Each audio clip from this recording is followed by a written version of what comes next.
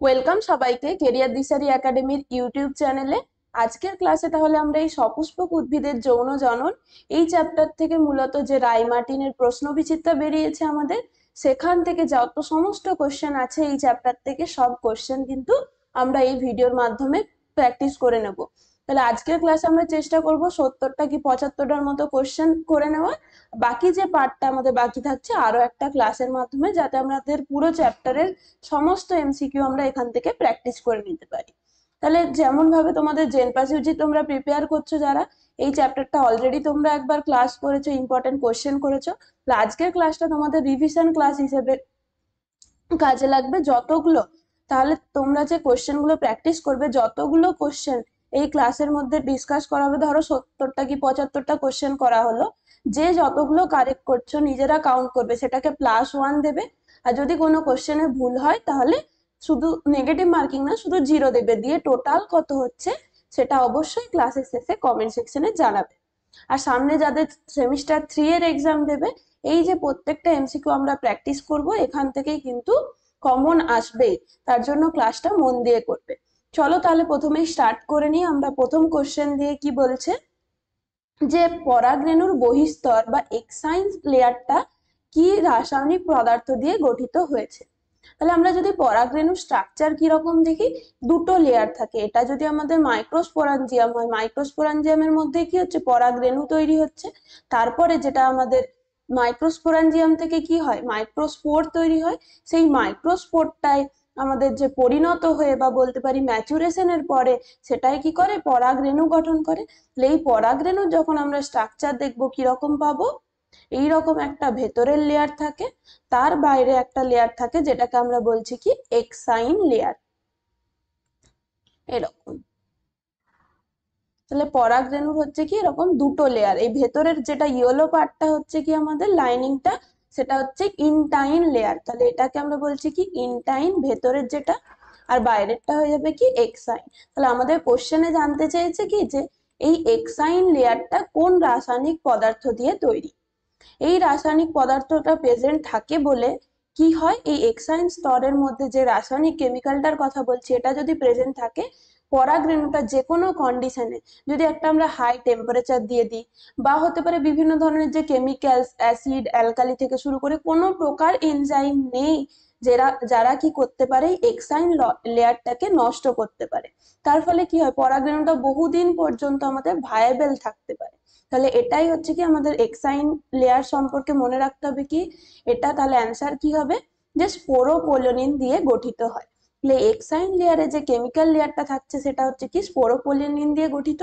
এবং এখান থেকে আরেকটা ইম্পর্টেন্ট জিনিস কি, যে এক্সাইন লেয়ারটা পরাগরেণুর বাইরে যেহেতু প্রেজেন্ট থাকছে, এটা হচ্ছে কি সমস্ত ধরনের যে অ্যাডভেন্টিসিয়াস আমরা কন্ডিশন বলতে পারি, হাই টেম্পারেচার, তাছাড়া শুরু করে কি আমরা বলতে পারি যে কোনো অ্যাসিড, অ্যালকালি বা এনজাইম, কোনো কিছুই কি করতে পারে না, এই লেয়ারটাকে নষ্ট করতে পারে না।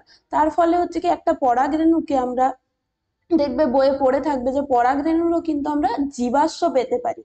জীবাশ্ম পাওয়া মানে কি, সেটা লক্ষ লক্ষ বছর ধরে, হাজার হাজার বছর ধরে সেটাকে আমরা প্রিজার্ভ করতে পারি, শুধুমাত্র কিসের জন্য, এই স্পোরোপোলেনিন প্রেজেন্ট থাকে বলে। তাহলে চলো নেক্সট কোশ্চেনে যাই, কি বলছে এটার অ্যান্সার সবাই আগে লেখো। যে ডিম্বকের ভ্রূণ পোষক কলা বা নিউসেলাস লেয়ারটা, তার যে প্লয়েডি কি জানতে চেয়েছে। তাহলে এই ভ্রূণ পোষক কলা বা নিউসেলাসটা কোথায় থাকে, আমাদের যে ওভিউল যেটা আমরা বলছি, ওভিউলের বাইরে বা ওভিউলটার মধ্যেই কি হবে, আমাদের যে ভ্রূণস্থলী গঠন করে। তাহলে এই ভ্রূণস্থলী বা আমরা বলতে পারি ওভিউল বা ডিম্বকের বাইরে একটা লেয়ার থাকে, সেই লেয়ারটার নাম জানতে চেয়েছে। এই লেয়ারটা, এই লেয়ারটা কি করে, এটা যদি আমাদের ডিম্বক হয়, ডিম্বকের মধ্যেই কি হচ্ছে, ভ্রূণস্থলীটা বেড়ে উঠছে। সেই ভ্রূণস্থলীকে কি করে, নিউট্রিশন সাপ্লাই দেয়, বা আমরা বলতে পারি ডিম্বকের মধ্যে যে নিউট্রিশনাল সোর্স হিসেবে কাজ করে, সেই লেয়ারটা হচ্ছে কি নিউসেলাস লেয়ার।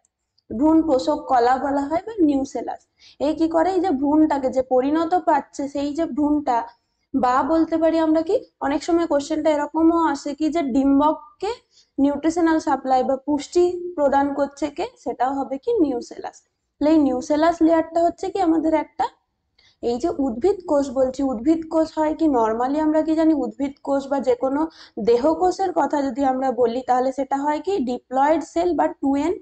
সেই 2n সেলটাকেই আমরা যখন বলছি, তাহলে এই যে নিউসেলাস কলা বা ভ্রূণ পোষক কলা, সেটাও কি উদ্ভিদের একটা দেহকোষেরই অংশ, ডিম্বকের বাইরে থাকছে এই নিউসেলাস, তার বাইরে কি থাকে, ইন্টেগুমেন্টস গুলো থাকে। তাহলে সমস্তগুলোই হবে কি আমাদের দেহকোষ। তাহলে দেহকোষ যখনই, তখনই সেটা হয়ে যাবে কি ডিপ্লয়েড কোষ। অপশন কি হচ্ছে বি। তাহলে এগুলো খুবই ইজি কোশ্চেন এবং কমন কোশ্চেন এখান থেকে আসার চান্স খুব বেশি।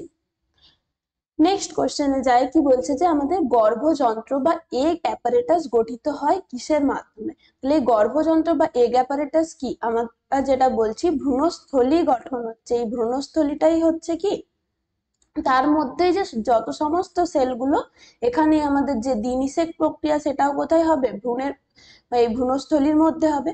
তাহলে আমরা আগে একটুখানি দেখে নিই যে এই যে আমরা বলছি গর্ভযন্ত্র, সেটা কিভাবে তৈরি হচ্ছে, এটা আমাদের জানা দরকার। এখান থেকে আমাদের যে কোনো যে বেসিক কোশ্চেন কিন্তু কনসেপ্ট গুলো আমাদের খুব প্রয়োজন। তাহলে এই যে আমরা বলছি একটা ডিম্বকের মধ্যে কি থাকছে, ডিম্বকের মধ্যে থাকে মেগাস্পোরাঞ্জিয়া। এটা যদি একটা ডিম্বক হয়, তার মধ্যে থাকে কি মেগাস্পোরাঞ্জিয়া। এই মেগাস্পোরাঞ্জিয়াম গুলোই হচ্ছে কি আমাদের মেগাস্পোর মাদার সেল হিসেবে কাজ করে বা মাতৃকোষ।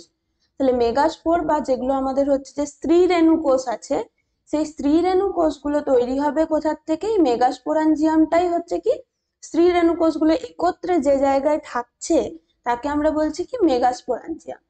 এই মেগাস্পোরাঞ্জিয়াম থেকে আমাদের যেটা তৈরি হচ্ছে কি এমএমসি, মেগাস্পোর মাদার সেল বা স্ত্রী রেণু মাতৃকোষ।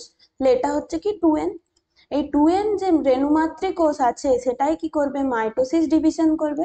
এখানে যদি মিওসিস ডিভিশন করবে, মিওসিস ডিভিশন করার ফলে কি হবে, যদি মিওসিস হয় তাহলে সেটা হচ্ছে কি ডিপ্লয়েড থেকে এরপরে আমরা কি পাবো, হ্যাপ্লয়েড সেল পাবো। তাহলে চারটে আমরা কি পাবো, হ্যাপ্লয়েড মেগাস্পোর পাই, বা আমরা যেটাকে বলছি স্ত্রী রেণু। তাহলে স্ত্রী রেণু সবসময় কি হবে, হ্যাপ্লয়েড প্রকৃতির। তাহলে একটা মেগাস্পোর মাদার সেল থেকে আমরা কি পাই, চারটে এই ধরনের মেগাস্পোর পাই।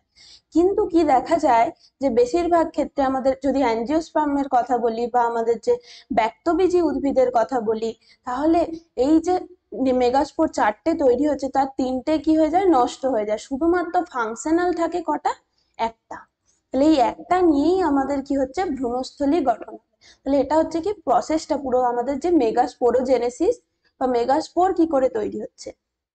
তাহলে এই যে একটা ফাংশনাল মেগাস্পোর থাকছে, সেই ফাংশনাল মেগাস্পোরটা, এটা ধরলাম একটা ফাংশনাল মেগাস্পোর, তাহলে তার হচ্ছে কি হ্যাপ্লয়েড এন।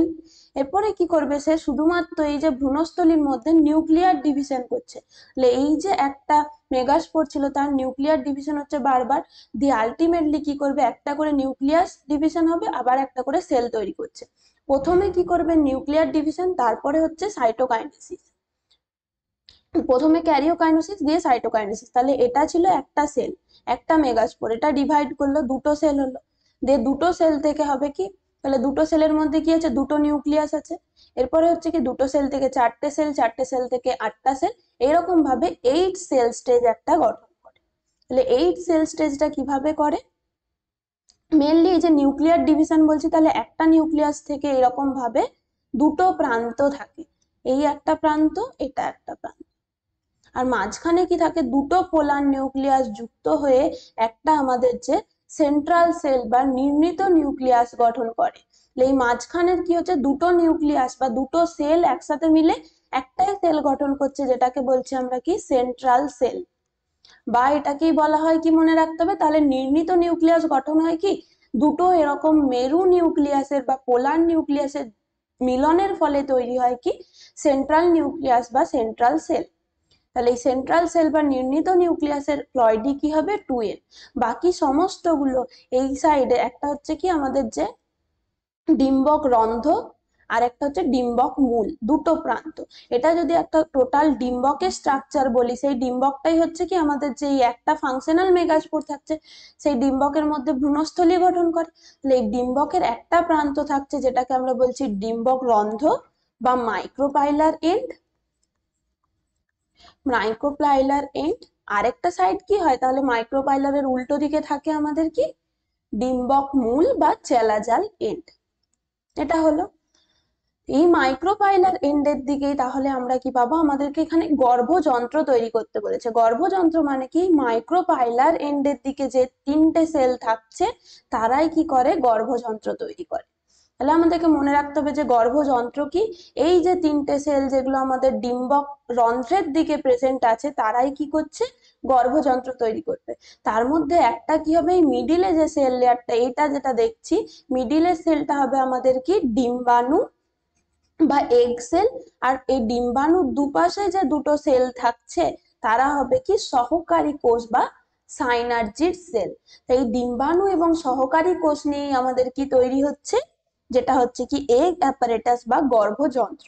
তাহলে এটা আশা করছি ক্লিয়ার হয়েছে। তাহলে এই যে আমরা একটা ভ্রূণস্থলীর কথা বললাম, সেখানে কি পাচ্ছি, একটা সেল, দুটো, তিনটে, আর এই টোটালটাকে মিলে আমরা বলছি কি একটা সেল, তাহলে চারটে সেল। আর এখানে হচ্ছে আরো অ্যান্টিপোডাল যে সেলস গুলো আছে বা যেগুলোকে আমরা বলছি প্রতিপাদক কোষ, সেগুলো কোথায় থাকবে, ডিম্বক মূলের দিকে তিনটে প্রতিপাদক কোষ থাকে।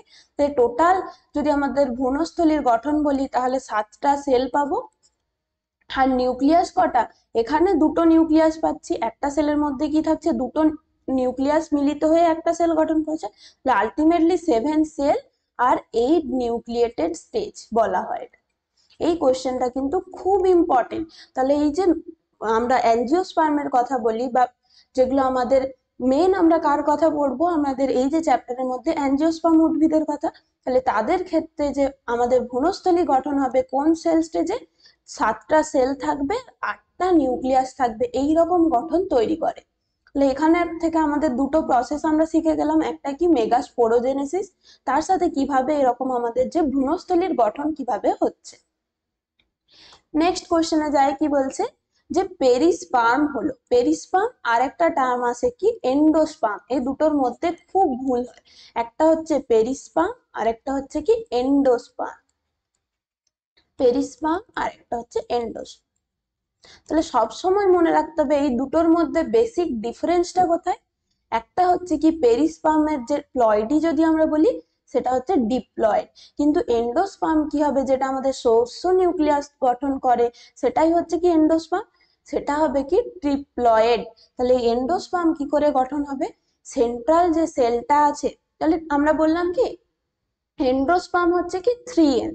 তাহলে 3n সম্ভবত কিভাবে তৈরি হবে, সেন্ট্রাল সেলটা আছে 2n, তার সাথে এখানে এসে কি হবে, একটা মেল গ্যামেটকে যদি আমরা অ্যাটাচ করি, এটার সাথে মেল গ্যামেটটা হচ্ছে কি n, তার সাথে যদি এই 2nটা যুক্ত হয় তাহলে আলটিমেটলি যেটা তৈরি করবে সেটা হবে কি 3n। সেটাই হচ্ছে কি আমাদের এন্ডোস্পার্ম বা শস্য নিউক্লিয়াস। আর যেটা আমরা পেরিস্পার্মের কথা বলছি, এই পেরিস্পার্মটা আর কিছুই না, এই যে এটা আমরা বললাম ওভিউল, তার বাইরে যেটা থাকছে সেটা হচ্ছে কি নিউসেলাস লেয়ার। এরপরে যখন আমরা যদি আফটার ফার্টিলাইজেশনের কথা বলি, তাহলে এখানে ছিল এগ সেল, বাকিগুলো আমরা আঁকছি না, তার সাথে কি আছে, সাইনার্জিস আর প্রতিপাদক কোষগুলোও আছে, আর মাঝখানে ছিল আমাদের নির্ণিত নিউক্লিয়াস। এরপরে এখানে এলো কি, ধরলাম পোলেন টিউবের মাধ্যমে দুটো মেল গ্যামেট এলো। যখনই দুটো মেল গ্যামেট এলো, দুটো মেল গ্যামেটের একটা কি করবে, এগের সাথে ফার্টিলাইজড করবে, আর একটা হচ্ছে কি এই যে সেন্ট্রাল যে নিউক্লিয়াসটা আছে আমাদের নির্ণিত নিউক্লিয়াসের সাথে যুক্ত করছে। তাহলে আফটার ফার্টিলাইজেশন আমরা কি পাবো, একটা জাইগোট ফর্মেশন করবে, একটা মেল গ্যামেট কি করছে, এগ সেলের সাথে যুক্ত হয়ে জাইগোট তৈরি করছে, জাইগোটটা 2n। আরেকটা মেল গ্যামেট কি করবে, এই যে নির্ণিত নিউক্লিয়াসের সাথে যুক্ত হয়ে কি করে, যেটা আমাদের হচ্ছে এন্ডোস্পার্ম গঠন করে, সেটা হচ্ছে কি 3n। তাহলে এই দুটো স্ট্রাকচার হলো। আর আফটার ফার্টিলাইজেশন আমাদের যখন যে চেঞ্জ হচ্ছে তখন কি হবে, এই যে পুরো ওভারিটা কি হয় আমাদের ফলে পরিণত হয়, গর্ভাশয় কি হয়। আফটার ফার্টিলাইজেশন চেঞ্জেস গুলো তাহলে আমাদের মনে রাখতে হবে কি, টোটাল যে ওভারি বা গর্ভাশয়টা ফলে রূপান্তরিত হয়, ফ্রুটে। আর এই ভেতরে এই যে একটা আমরা ওভিউলের কথা বলছি, তাহলে একটা ফলের মধ্যে আমরা একটাও বীজ পেতে পারি, বা কিছু কিছু ফল থাকে কি অসংখ্য বীজ থাকে একটা ফলের মধ্যে। তাহলে এই যে বীজটা গঠন হয় ফলের মধ্যে, যেটা বীজ থাকে সেটা কোথা থেকে হচ্ছে, এই যে এক একটা ওভিউল আফটার ফার্টিলাইজেশন সেটা কিসে পরিণত হয়, সিডে, সিডে বা বীজে পরিণত হচ্ছে। তার ফলে কি হবে, এই ভেতরের যে স্ট্রাকচারটার আমরা কথা বলছি এটা হচ্ছে কি ওভিউল, এটা আমাদের বীজে রূপান্তরিত হয়ে গেল, এটা বীজ হয়ে গেল। তাহলে বীজের বাইরে যেটা থাকছে সেটাই হচ্ছে কি আমাদের পেরিস্পার্ম। তাহলে ওভিউলের বাইরে কি ছিল? নিউসেলাস লেয়ার বা ভ্রূণ পোষক কলা। তাহলে যখন ওভিউলটাই গিয়ে সিড ফর্মেশন করছে তখন যে অবশিষ্টাংশ ভ্রূণ পোষক কলাগুলো সেটাই কি করে, এই যে সিডের বাইরে চারদিকে একটা লেয়ার গঠন করে, তাকে বলছি পেরিস্পার্ম। তাহলে সবসময় মনে রাখতে হবে এটা ডিফারেন্স কি, এটা ডিপ্লয়েড। যেহেতু নিউসেলাস থেকে তৈরি হচ্ছে, আগের কোশ্চেনে আমরা দেখলাম কি নিউসেলাসের প্লয়েডি হচ্ছে 2n, তাহলে নিউসেলাসের যে অবশিষ্টাংশ সেটাই কি করছে, পেরিস্পার্ম গঠন করে। তাহলে সবসময় যেহেতু ভ্রূণপোষক কলাটাই রূপান্তরিত হচ্ছে পেরিস্পার্মে, তখন কি হবে, সেটা ডিপ্লয়েড কোষ।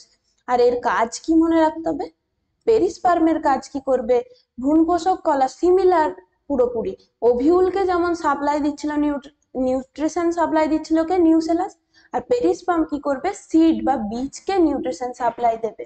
তাহলে ফাংশনটা কি থাকছে, সেম। এই কোশ্চেনটা কিন্তু খুব ইম্পর্টেন্ট। সেম ভাবে এই যে এন্ডোস্পার্ম মিডিলে যেটা তৈরি হচ্ছে আমাদের শস্য নিউক্লিয়াস বা এন্ডোস্পার্ম, সেটাও কি করবে, আলটিমেটলি এন্ডোস্পার্মটা আবার ডিভাইড করবে এবং যে উদ্ভিদ যে সিড ফরমেশন হচ্ছে সেই পরিণত হচ্ছে এই জাইগোটটার থেকেই কি করে, এমব্রায়ো তৈরি হয়।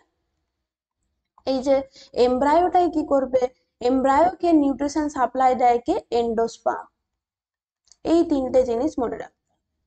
তাহলে আফটার জাইগোট ফরমেশন কি হবে, সেটা ডিভিশন করে আমাদের ভ্রূণ তৈরি করছে, ভ্রূণস্থলীর মধ্যে কি হবে, ভ্রূণ তৈরি হবে বা এমব্রায়ো ফরমেশন হবে। সেই এমব্রায়ো ফরমেশনের টাইমে নিউট্রিশনাল সাপ্লাই দেবে কে, এন্ডোস্পার্ম। আর পেরিস্পার্ম কি করবে, বীজে নিউট্রিশনাল সাপ্লাই দেবে। নেক্সট কোশ্চেনে যায়, এটার কোশ্চেনের অ্যান্সার সবাই লেখো, 5-এর অ্যান্সার, এটা খুব কমন কোশ্চেন, সবাই পারবে।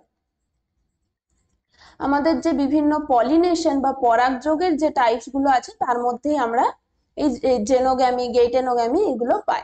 তাহলে এটা আমি আর ডিটেলসে আলোচনা করব না। জেনোগ্যামি তোমরা সবাই জানো, জেনোগ্যামি কি হবে, যে দুটো যদি আমরা ডিফারেন্ট প্ল্যান্টস এর মধ্যে যখন পলিনেশন হবে সেটাকে আমরা বলছি কি, জেনোগ্যামি।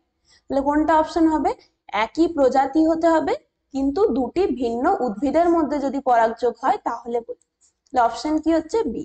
তাহলে সবসময় মনে রাখতে হবে জেনোগ্যামি মানে কি, সেম স্পিসিস হতে হবে। একটা যদি আমরা একই উদ্ভিদ নিই, ধরলাম একটা জবা গাছ নিই, তাহলে আরেকটাও কি হতে হবে, জবা গাছই হতে হবে, অন্য কোনো উদ্ভিদ হলে চলবে না। তাহলে সেম স্পিসিস হবে, কিন্তু একটা উদ্ভিদের ছাড়া দুটো উদ্ভিদের মধ্যে, একই প্রজাতির দুটো উদ্ভিদের মধ্যে যখন পরাগযোগ হবে সেটা হচ্ছে কি, জেনোগ্যামি। নেক্সট কি বলেছে, একই গাছের দুটি ভিন্ন ফুলের মধ্যে যদি পরাগযোগ হয় তাহলে কি। তাহলে এই সমস্ত ক্ষেত্রে আমরা কি দেখতে পাবো, যারা আমাদের মোনোএসিয়াস উদ্ভিদ, মোনোএসিয়াস কারা, যারা হচ্ছে একবাসী উদ্ভিদ। মানে কি, একটা উদ্ভিদের মধ্যে আমাদের যে স্ত্রীলিঙ্গ ধর উদ্ভিদও থাকবে, পুংলিঙ্গ ধর উদ্ভিদও থাকবে, পুংলিঙ্গ বিশিষ্ট যে ফুলও থাকবে, স্ত্রীলিঙ্গ বিশিষ্ট ফুলও থাকবে, কিন্তু দুটো ডিফারেন্ট হবে। মানে একটাই ধরলাম এটা একটা গাছ, সেই গাছের মধ্যে এটা ধরলাম আমরা একটা ফ্লাওয়ার, এই ফ্লাওয়ারটা হচ্ছে কি,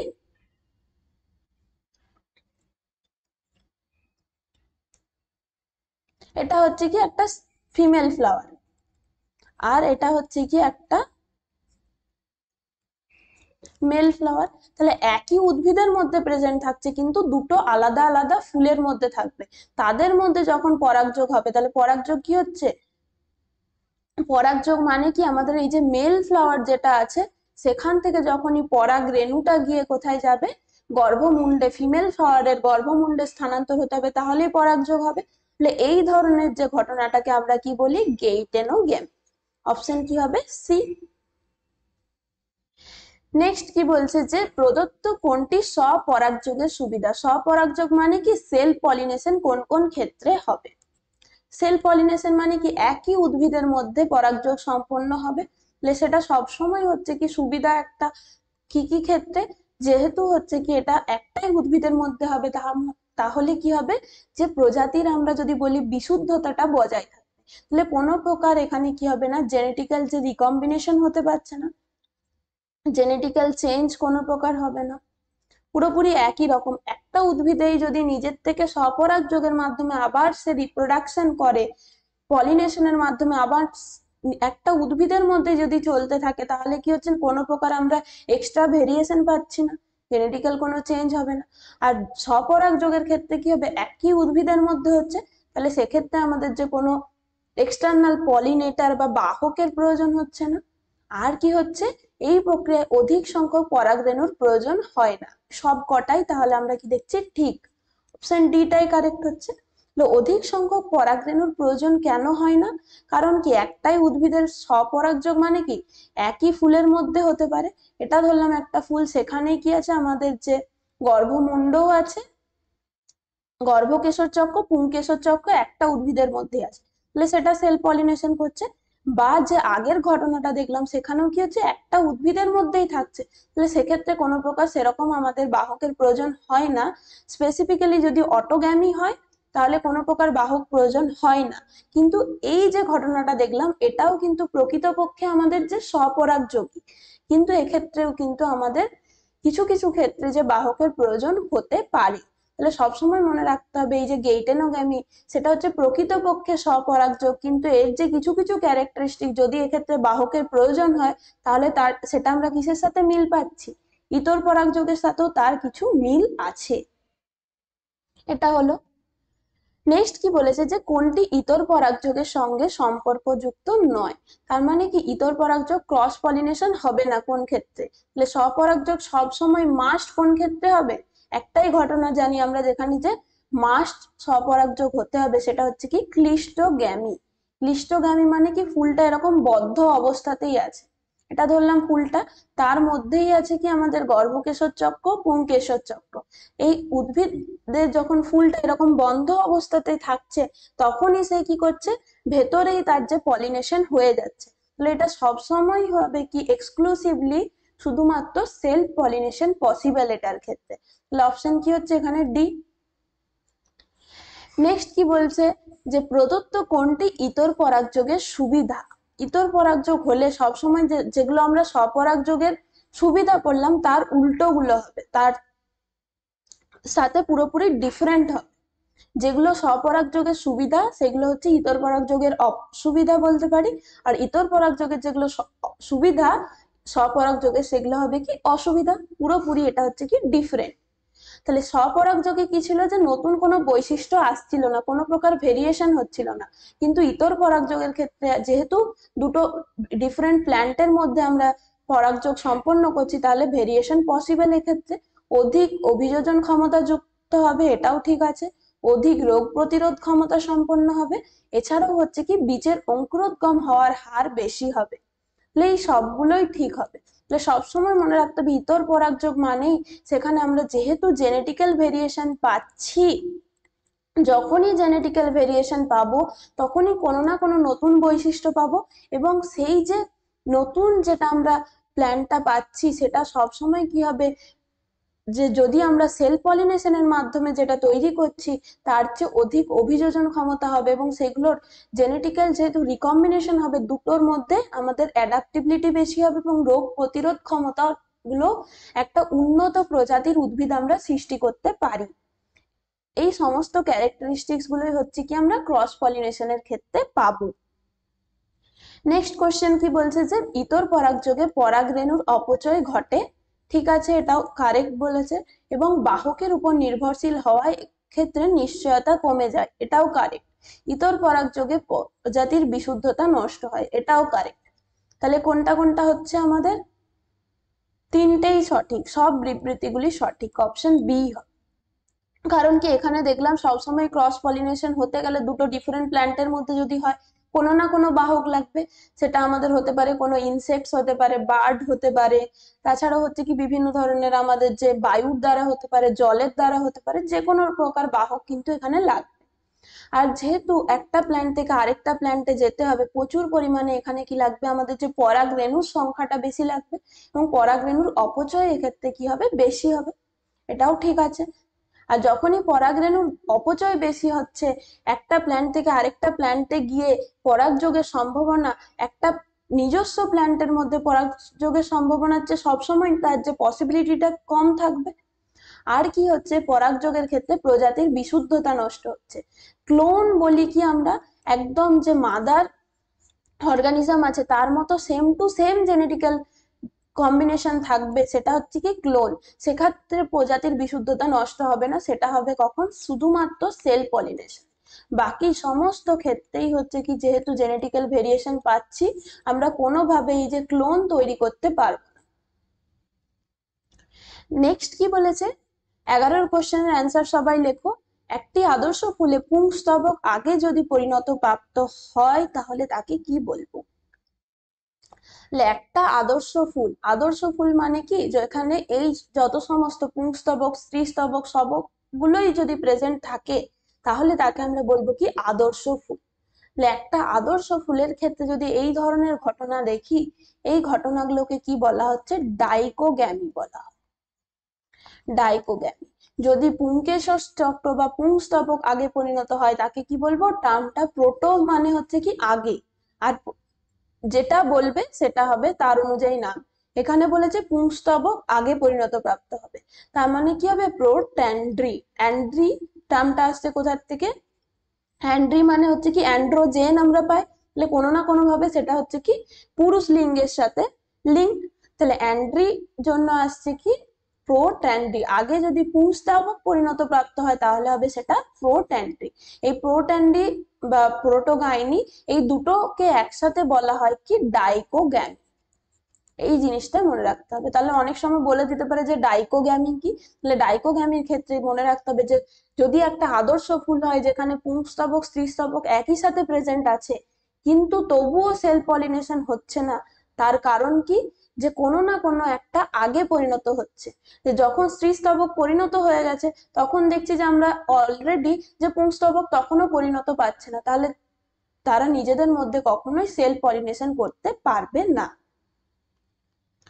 নেক্সট কি বলছে যে উভলিঙ্গ ফুলে যদি জনস্তবক দুটি একই সঙ্গে পরিণত হলেও, মানে এখানে একই সাথে হোমোগ্যামি হচ্ছে, ওই ক্ষেত্রে কি ছিল ডাইকোগ্যামি হচ্ছিল, কিন্তু এক্ষেত্রে হোমোগ্যামি হচ্ছে, একই সাথে পরিণত পাচ্ছে, কিন্তু তাদের যে কোনো গঠনগত বা স্ট্রাকচারাল এমন ডিফিকাল্টিস থাকছে যার ফলে তারা সেল পলিনেশন করতে পারছে না, এই ঘটনাটাকে কি বলা হয়, ধরলাম এটা একটা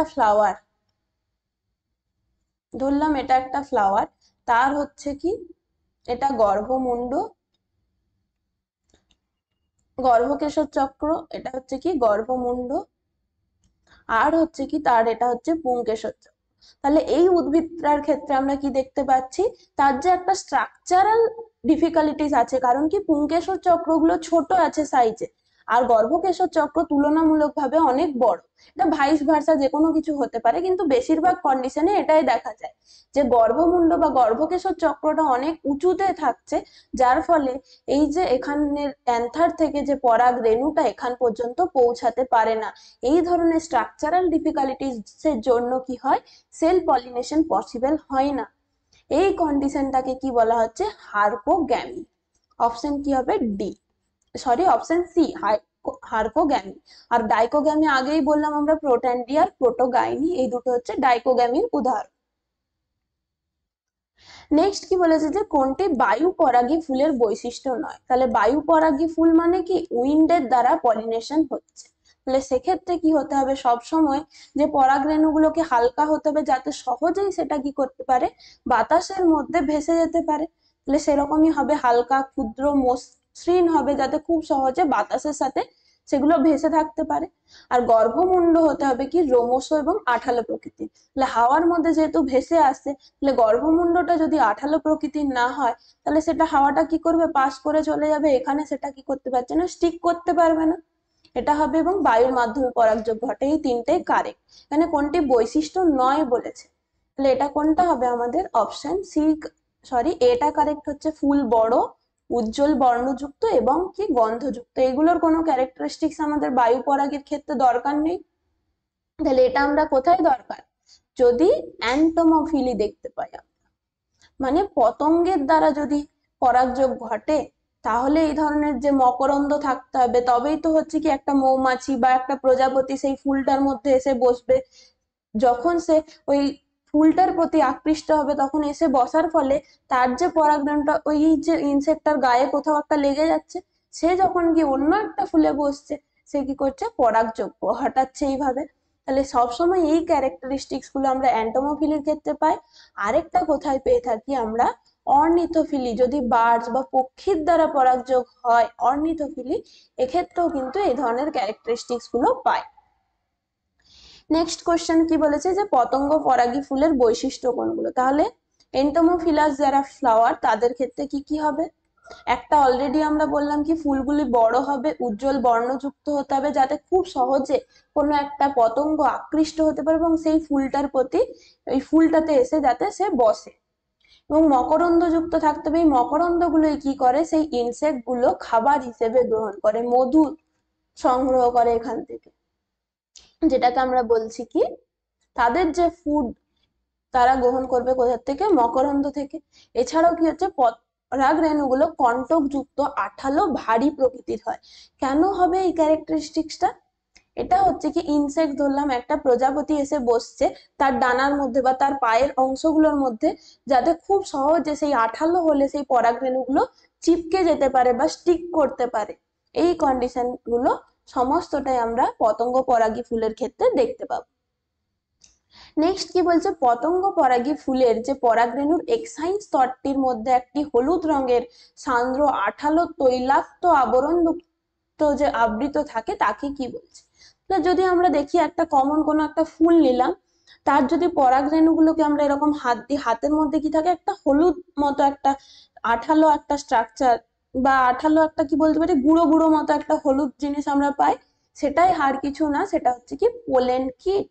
এই পোলেন কিটটাই কি হচ্ছে, এই পতঙ্গদের গায়ে লেগে থাকে। পতঙ্গরা যখন অন্য একটা ফুলে যাচ্ছে এইভাবে তারা পরাগযোগ করতে পারে। তাহলে সবসময় মনে রাখতে হবে যে এক্সাইন লেয়ারটা আমরা যেটা বললাম স্পোরোপোলেনিন দিয়ে তৈরি, সেই স্পোরোপোলেনিন লেয়ারটা আলাদা জিনিস। আর এখানে কোশ্চেনে জানতে চেয়েছে কি আমাদের যে হলুদ রঙের যে আবরণটা থাকছে, যেগুলো কি করে পতঙ্গ পরাগী ফুলের পরাগযোগের জন্য কাজে লাগে, সেগুলো হবে কি পোলেন কিট, অপশন বি।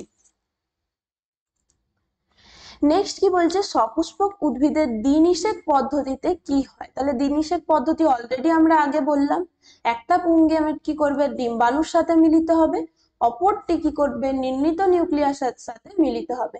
এই যে প্রক্রিয়াটাকে আমরা বলি কি ডবল ফার্টিলাইজেশন বা দ্বিনিষেক পদ্ধতি। তাহলে অপশন এক্ষেত্রেও কি হচ্ছে, বিটাই কারেক্ট। নেক্সট কি বলছে যে গুপ্তবীজী উদ্ভিদের একই ভ্রূণস্থলীতে একটি পুংগ্যামেট ও স্ত্রীগ্যামেটের মিলনের ফলে জাইগোট উৎপন্ন হয় এবং অপর একটি পুংগ্যামেট এবং নির্মিত নিউক্লিয়াসের ফলে শস্য উৎপাদন হয়। একই জিনিস জানতে চেয়েছে, একই কোশ্চেন, সেটা হচ্ছে কি আমাদের দ্বিনিষেক পদ্ধতি বা ডবল ফার্টিলাইজেশন। তাহলে একটা কোশ্চেনের অ্যান্সার একই দেখতে পাচ্ছি, কিন্তু অনেক ভাবে সেই কোশ্চেনটাকে আমাদের দিতে পারে। তাহলে সব রকম টাইপস কিন্তু আমরা এই ক্লাসের মাধ্যমে আলোচনা করে নিচ্ছি। নেক্সট কি বলেছে যে গুপ্তবীজী উদ্ভিদের আমাদের নিষেকের সময় পরাগ নালী যদি ডিম্বকের মূলের মধ্য দিয়ে প্রবেশ করে তাহলে তাকে কি বলবো? তাহলে ডিম্বকের মূল দিয়ে যদি প্রবেশ করে, এটা আমরা বললাম কি অ্যাঞ্জিওস্পার্মের ক্ষেত্রে এটা যদি একটা ভ্রূণস্থলী হয়, তাহলে একটা অংশ থাকছে কি, এটা আমরা বললাম মাইক্রোপাইলার এন্ড বা ডিম্বক রন্ধ্র। আর এই ডিম্বক রন্ধ্রেরই উল্টো দিকের যে পার্টটা, এটাকে আমরা বললাম কি ডিম্বক মূল। আর হচ্ছে কি এর বাইরে কি থাকে, নিউসেলাস থাকে। আর নিউসেলাসের বাইরে আরো দুটো লেয়ার থাকে, একটা হচ্ছে ইনার ইন্টেগুমেন্ট, একটা আউটার ইন্টেগুমেন্ট। কি হচ্ছে, এই রকম দুটো লেয়ার থাকে।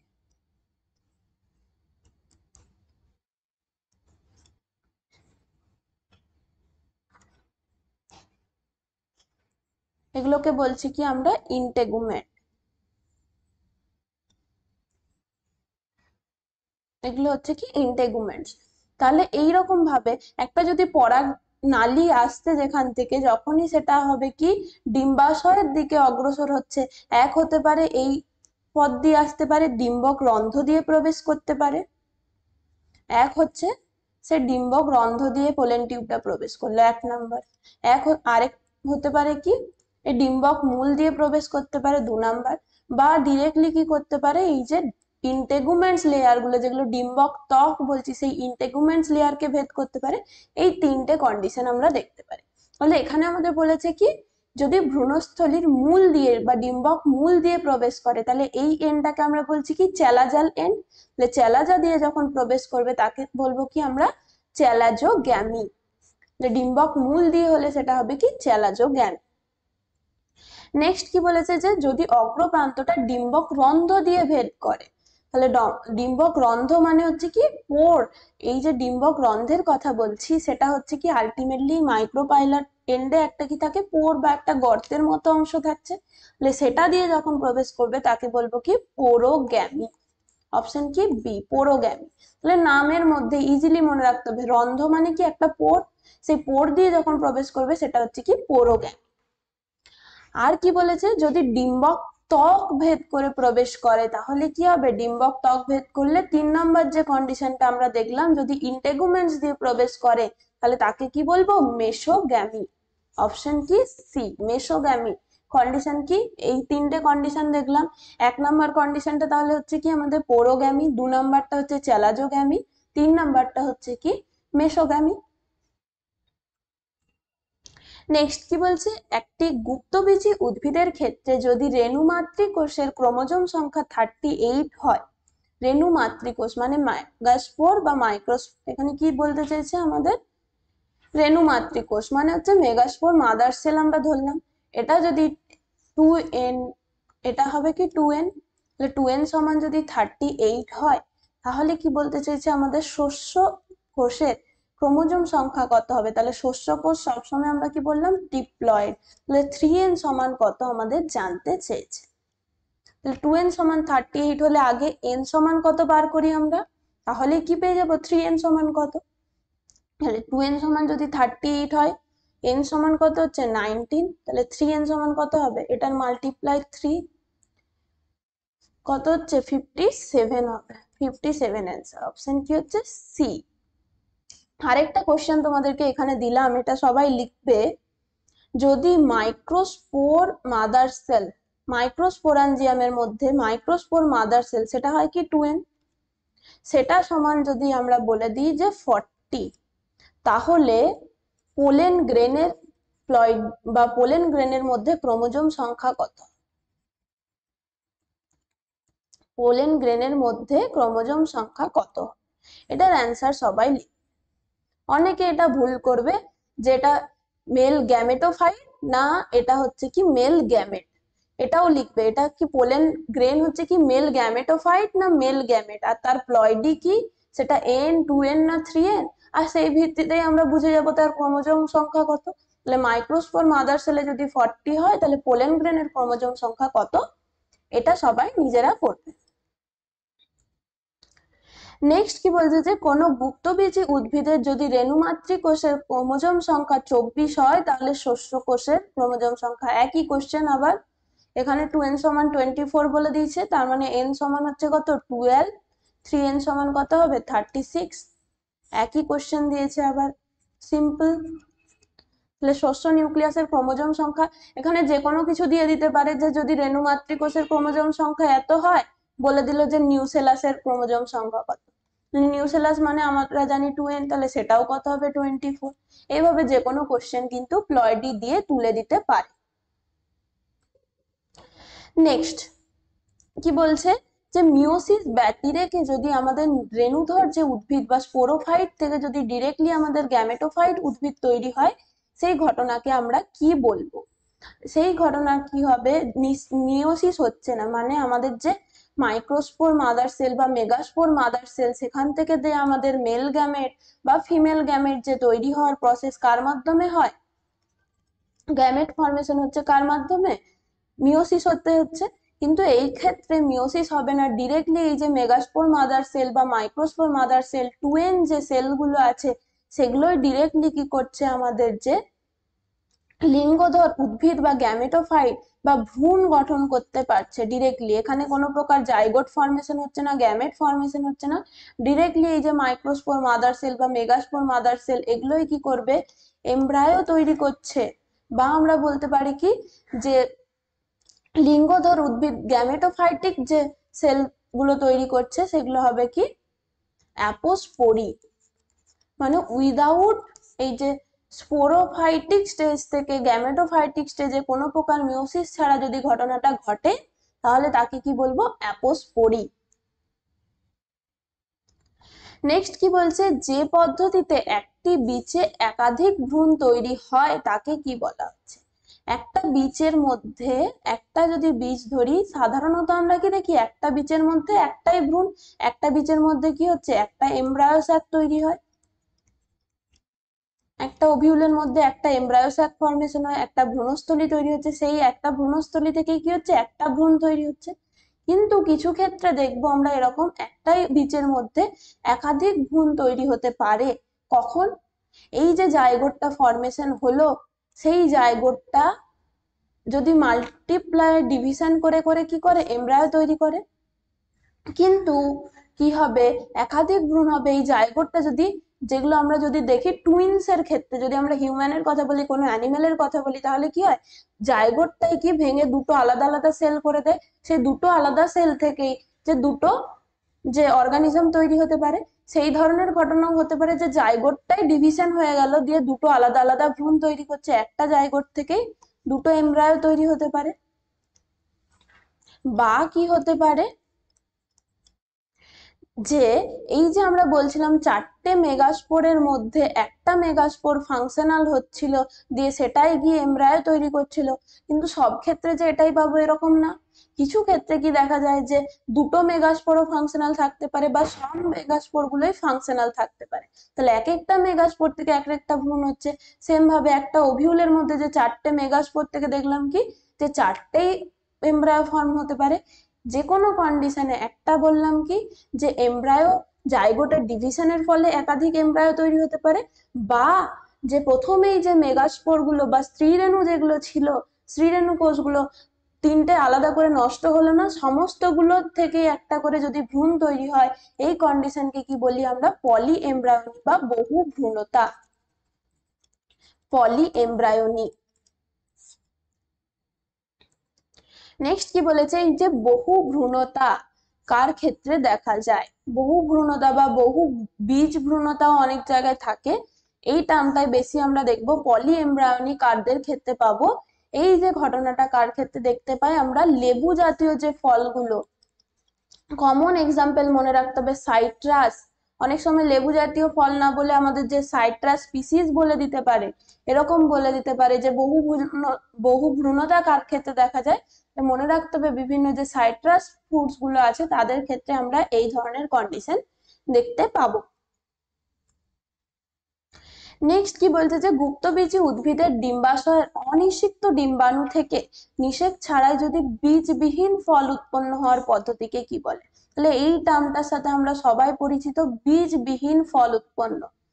তাহলে কোনো প্রকার নিষেক হচ্ছে না, অনিষিক্ত যে ডিম্বাণুটা সেটাই হচ্ছে কি, তাহলে এক্ষেত্রে কি হচ্ছে, মিওসিস হচ্ছে, ডিম্বাণু বা গ্যামেট ফর্মেশন হচ্ছে, এগটা ফর্ম হয়েছে, কিন্তু কোনো প্রকার যে মেল গ্যামেটের সাথে ফার্টিলাইজেশন হলো না, সেই যে এগ দেয় সেটাই গিয়ে কি করে দিচ্ছে আমাদের এমব্রায়ো বা বীজ ফর্মেশন করছে।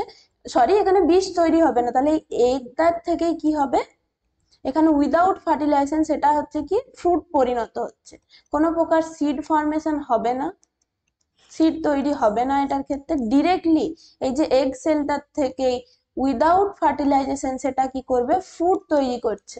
তাহলে এই যে ঘটনাটাকে আমরা বলছি কি পার্থেনোকার্পি। তাহলে যে কোনো কিছু বলবে যদি এই টার্মটা পাই আমরা, বীজবিহীন ফল উৎপন্ন হওয়ার ঘটনা, সেটাকে বলবো কি পার্থেনোকার্পি। এই পার্থেনোকার্পিতে তাহলে আমরা যদি মনে করি যে উদ্ভিদদের যে আমরা বিভিন্ন হরমোন গুলো পড়েছিলাম, সেম ভাবে এখানে কি লাগে, অক্সিন হরমোন কাজে লাগে এই পার্থেনোকার্পির প্রসেসের জন্য। নেক্সট কি বলছে, অ্যাপোমিক্সিস হলো। তাহলে তোমাদের অনেকের এইগুলোর মধ্যে খুবই গুলিয়ে যায় যে অ্যাপোস্পোরি, অ্যাপোমিক্সিস, আর একটা হচ্ছে কি পার্থেনোকার্পি, পার্থেনোজেনেসিস। তাহলে কমন কি মনে রাখতে হবে, যে কোনোটার ক্ষেত্রে যে অ্যাপোমিক্সিস আর অ্যাপোস্পোরি দুটোর ক্ষেত্রেই হচ্ছে কি আমাদের কোনো প্রকার নিষেক সম্পন্ন হচ্ছে না অ্যাপোমিক্সিসে, কিন্তু অ্যাপোস্পোরিতে কি ছিল, যে মিওসিস ফর্মেশন হচ্ছিল না, মিওসিস হচ্ছিল না, ডিরেক্টলি যে 2n ডিপ্লয়েড সেল থেকে এমব্রায়ো তৈরি করছিল। অ্যাপোস্পোরির ক্ষেত্রে নো মিওসিস। আর এক্ষেত্রে কি হবে, অ্যাপোমিক্সিসের ক্ষেত্রে কি দেখবো আমরা, নিষেক হবে না। হতে পারে সেখানে শুধুমাত্র যে এগটা আছে কিন্তু কোনো প্রকার নিষেক হলো না, এটা একটা অযৌন জনন পদ্ধতিতে, সেখান থেকে যদি ডিরেক্টলি সিড ফরমেশন হয়। অ্যাপোমিক্সিসে কি হবে, যেগুলো অ্যাপোমিকটিক সিড তারা কি করবে, নিষেক ছাড়াই, ফার্টিলাইজেশন ছাড়াই, জাইগোট ফরমেশন ছাড়াই তারা সিড তৈরি করবে। এই সিডটার থেকে কি হবে, যদি সিডটা অঙ্কুরিত হয় উদ্ভিদ তৈরি করবে, তাহলে সেই ঘটনাটা হচ্ছে অ্যাপোমিক্সিস। তাহলে এই কন্ডিশন গুলো মনে রাখতে হবে। পরিমাণে নো মিওসিস, সেখান থেকে হচ্ছে যেটা এগ সেল থাকছে, সরি, যেটা আমাদের যে ডিপ্লয়েড মাদার সেল গুলো থাকছে সেগুলোর থেকে যে পরিণত আমাদের ভ্রূণ তৈরি করছে, সেখান থেকে নতুন উদ্ভিদ তৈরি করছে। আর নিষেক ছাড়া যদি সিড ফরমেশন হয় তাহলে সেটা হচ্ছে অ্যাপোমিক্সিস। আর যদি নিষেক ছাড়া কোনো প্রকার সিড ফরমেশন না হয় তাহলে সেটা হচ্ছে কি পার্থেনোকার্পি। যদি সিড তৈরি হয় তাহলে সেটা হচ্ছে অ্যাপোমিক্সিস, আর যদি সিড ফরমেশন না হয় তাহলে সেটা হচ্ছে কি পার্থেনোকার্পি। তাহলে সবাই আশা করছি এটা ক্লিয়ার, এটা ভুল করবে না। যদি সিড ফরমেশন হয়, নিষেক ছাড়াই যদি সিড তৈরি হয় তাহলে সেটা অ্যাপোমিক্সিস, যদি সিড ফরমেশন না হয় তাহলে পার্থেনোকার্পি। নেক্সট কি বলছে, যে প্রদত্ত কোনটি বীজ গঠনের তাৎপর্য। এই যে বীজ তৈরি হচ্ছে আমরা বলছি সিড ফরমেশন, সিড কি করে, যে একটা উদ্ভিদকে সিডটাই কি করবে, জার্মিনেট হয়ে বা অঙ্কুরোদ্গম হয়ে নতুন উদ্ভিদ তৈরি করবে, তাহলে উদ্ভিদের বিস্তার বা বংশ বিস্তারে সাহায্য করে। এই সিডের মধ্যে কি থাকে, খাদ্য সঞ্চিত করে রাখে। সিডটার মধ্যে যে প্রয়োজনীয় তার সমস্ত কিছু প্রোটিন, কার্বোহাইড্রেট, ভিটামিন, মিনারেল, সমস্ত কিছু নিউট্রিয়েন্টস গুলো ওই বীজটার মধ্যে উদ্ভিদ সঞ্চিত করে রাখে। তার যে জেনেটিক মেটেরিয়াল সমস্ত কোথার মধ্যে থাকছে, বীজের মধ্যে থাকে। তাহলে বংশ বিস্তার এবং প্রকরণে সহায়ক। কারণ কি, এই যে একটা উদ্ভিদের বীজটাই হচ্ছে কি তার যে সমস্ত কিছু জেনেটিক যে মেটেরিয়াল সমস্ত কিছুকে যে সঞ্চিত করে রাখছে, বা সেটাই হচ্ছে কি যে পরবর্তী যে উদ্ভিদ তৈরি করছে সেখানে ট্রান্সফার করছে, এই যে বংশ বিস্তারের কাজে লাগছে। তাহলে এই সমস্ত অপশন গুলোই কি হবে, কারেক্ট হচ্ছে অপশন ডি। তাহলে এই যে কোশ্চেন গুলো আমরা প্র্যাকটিস করছি, আশা করছি তোমাদের জন্য খুবই হেল্পফুল হচ্ছে। এবং এখান থেকে কোনো কোশ্চেন যে এরকম পাবে না এক্সামে, যে এই কোশ্চেন গুলো বাদ দিয়ে বা এই কনসেপ্ট গুলো বাদ দিয়ে কোনো কোশ্চেন কিন্তু এই চ্যাপ্টারে আসতে পারে না। কারণ এমন কোনো টপিক কনসেপ্ট আমরা বাদ দিচ্ছি না প্রত্যেকটা কোশ্চেনের মধ্যে, যে এই চ্যাপ্টারের মধ্যে আছে। তার ফলে হচ্ছে কি তোমরা এই কোশ্চেন গুলো খুব ভালোভাবে মন দিয়ে করবে, এবং তার চেয়েও বেশি ইম্পর্টেন্ট হচ্ছে কি কনসেপ্ট গুলো বোঝার চেষ্টা করবে। নেক্সট কি বলছে, যে পরাগ রেণুকে আমরা জীবাশ্ম হিসেবে সংগ্রহণ করে রাখা সম্ভব, সেটা আগেই বলেছি। কেন, যেহেতু এই এক্সাইন লেয়ারের মধ্যে কি আছে, স্পোরোপোলেনিন থাকে। তার ফলে আমরা এটাকে দীর্ঘদিন যে সিড ব্যাংকের মধ্যে বা বিভিন্ন ধরনের যে আমরা যেখানে পোলেনকে সংগ্রহ করে রাখি পোলেন ব্যাংকের মধ্যে, এবং জীবাশ্ম হিসেবে সেটাকে পাওয়া সম্ভব শুধুমাত্র হচ্ছে কি স্পোরোপোলেনিনের জন্য। নেক্সট কি বলছে, সেলুলোজ এবং পেকটিন দ্বারা গঠিত যে পরাগরেণুর অবিচ্ছিন্ন পাতলা স্তর তাকে কি বলা হচ্ছে। তাহলে ভেতরের যেটা লেয়ার সেটাকে বলেছিলাম কি আমরা ইনটাইন। সেই ইনটাইন লেয়ারটাই কি দিয়ে তৈরি হয়, এই যে সেলুলোজ এবং পেকটিন দ্বারা একটা পাতলা লেয়ার তৈরি হচ্ছে, যার ফলে কি হবে, খুব সহজে এখান থেকে জার্ম পোর একটা থাকে। এর বাইরে কি থাকছে, এক্সাইন। যে জায়গাটা এক্সাইন থাকছে না সেখানটা দিয়ে কি হবে, জার্ম পোর গুলো তৈরি হতে পারে। তাহলে এটা হলো এক্সাইন, এখানটাতে ধরলাম নেই এক্সাইনটা, তাহলে ওই জায়গা দিয়ে জার্ম পোরটা হবে কি, যে পোলেন টিউব তৈরি করবে সেটা কোনখান দিয়ে বেরিয়ে আসবে, যে জায়গাটাতে এক্সাইন প্রেজেন্ট নেই। আর ভেতরের যেটা পাতলা লেয়ার সেটা হচ্ছে কি ইনটাইন। অপশন কি, সেলুলোজ এবং পেকটিন দ্বারা কোন লেয়ারটা গঠিত হচ্ছে, ইনটাইন লেয়ার। অপশন হচ্ছে কি এ। নেক্সট কি বলছে, স্পোরোডার্ম হলো। তাহলে স্পোরোডার্ম কি, এই যে এক্সাইন ইনটাইনের কথা বলছি দুটোকে মিলিয়েই আমরা একসাথে বলি কি, এক্সাইন আর ইনটাইন দুটোকে একসাথে মিলিয়ে দিলেই হয় সেটা কি, এই যে পরাগরেণুর মধ্যে যেটাকে আমরা বলছি কি মেল গ্যামেটোফাইট, সেই মেল গ্যামেটোফাইট বা পরাগরেণুর বাইরের যে দুটো লেয়ার ইনটাইন এক্সাইন দুটোকে মিলে একসাথে বলা হয় কি স্পোরোডার্ম। তাহলে পরিণত পরাগরেণু যেটা আমাদের দ্বিস্তরীয় আবরণ তাকেই আমরা বলবো কি স্পোরোডার্ম। এটা কি করবে, প্রোটেক্টিভ একটা লেয়ার দেয়। Protective layer. হলো। নেক্সট, তাহলে এটার কোশ্চেনের অ্যান্সার সবাই লেখো। 32 এর কি হবে? মেগাস্পোরাঞ্জিয়ামের অন্তঃস্থকে অবস্থিত সঞ্চিত খাদ্য সমৃদ্ধ কোষ কোনটি? মেগাস্পোরাঞ্জিয়ামে প্রেজেন্ট থাকছে কোনটা? এটা অলরেডি আমরা আলোচনা করেছি। তাহলে কি হবে অ্যান্সার এটা?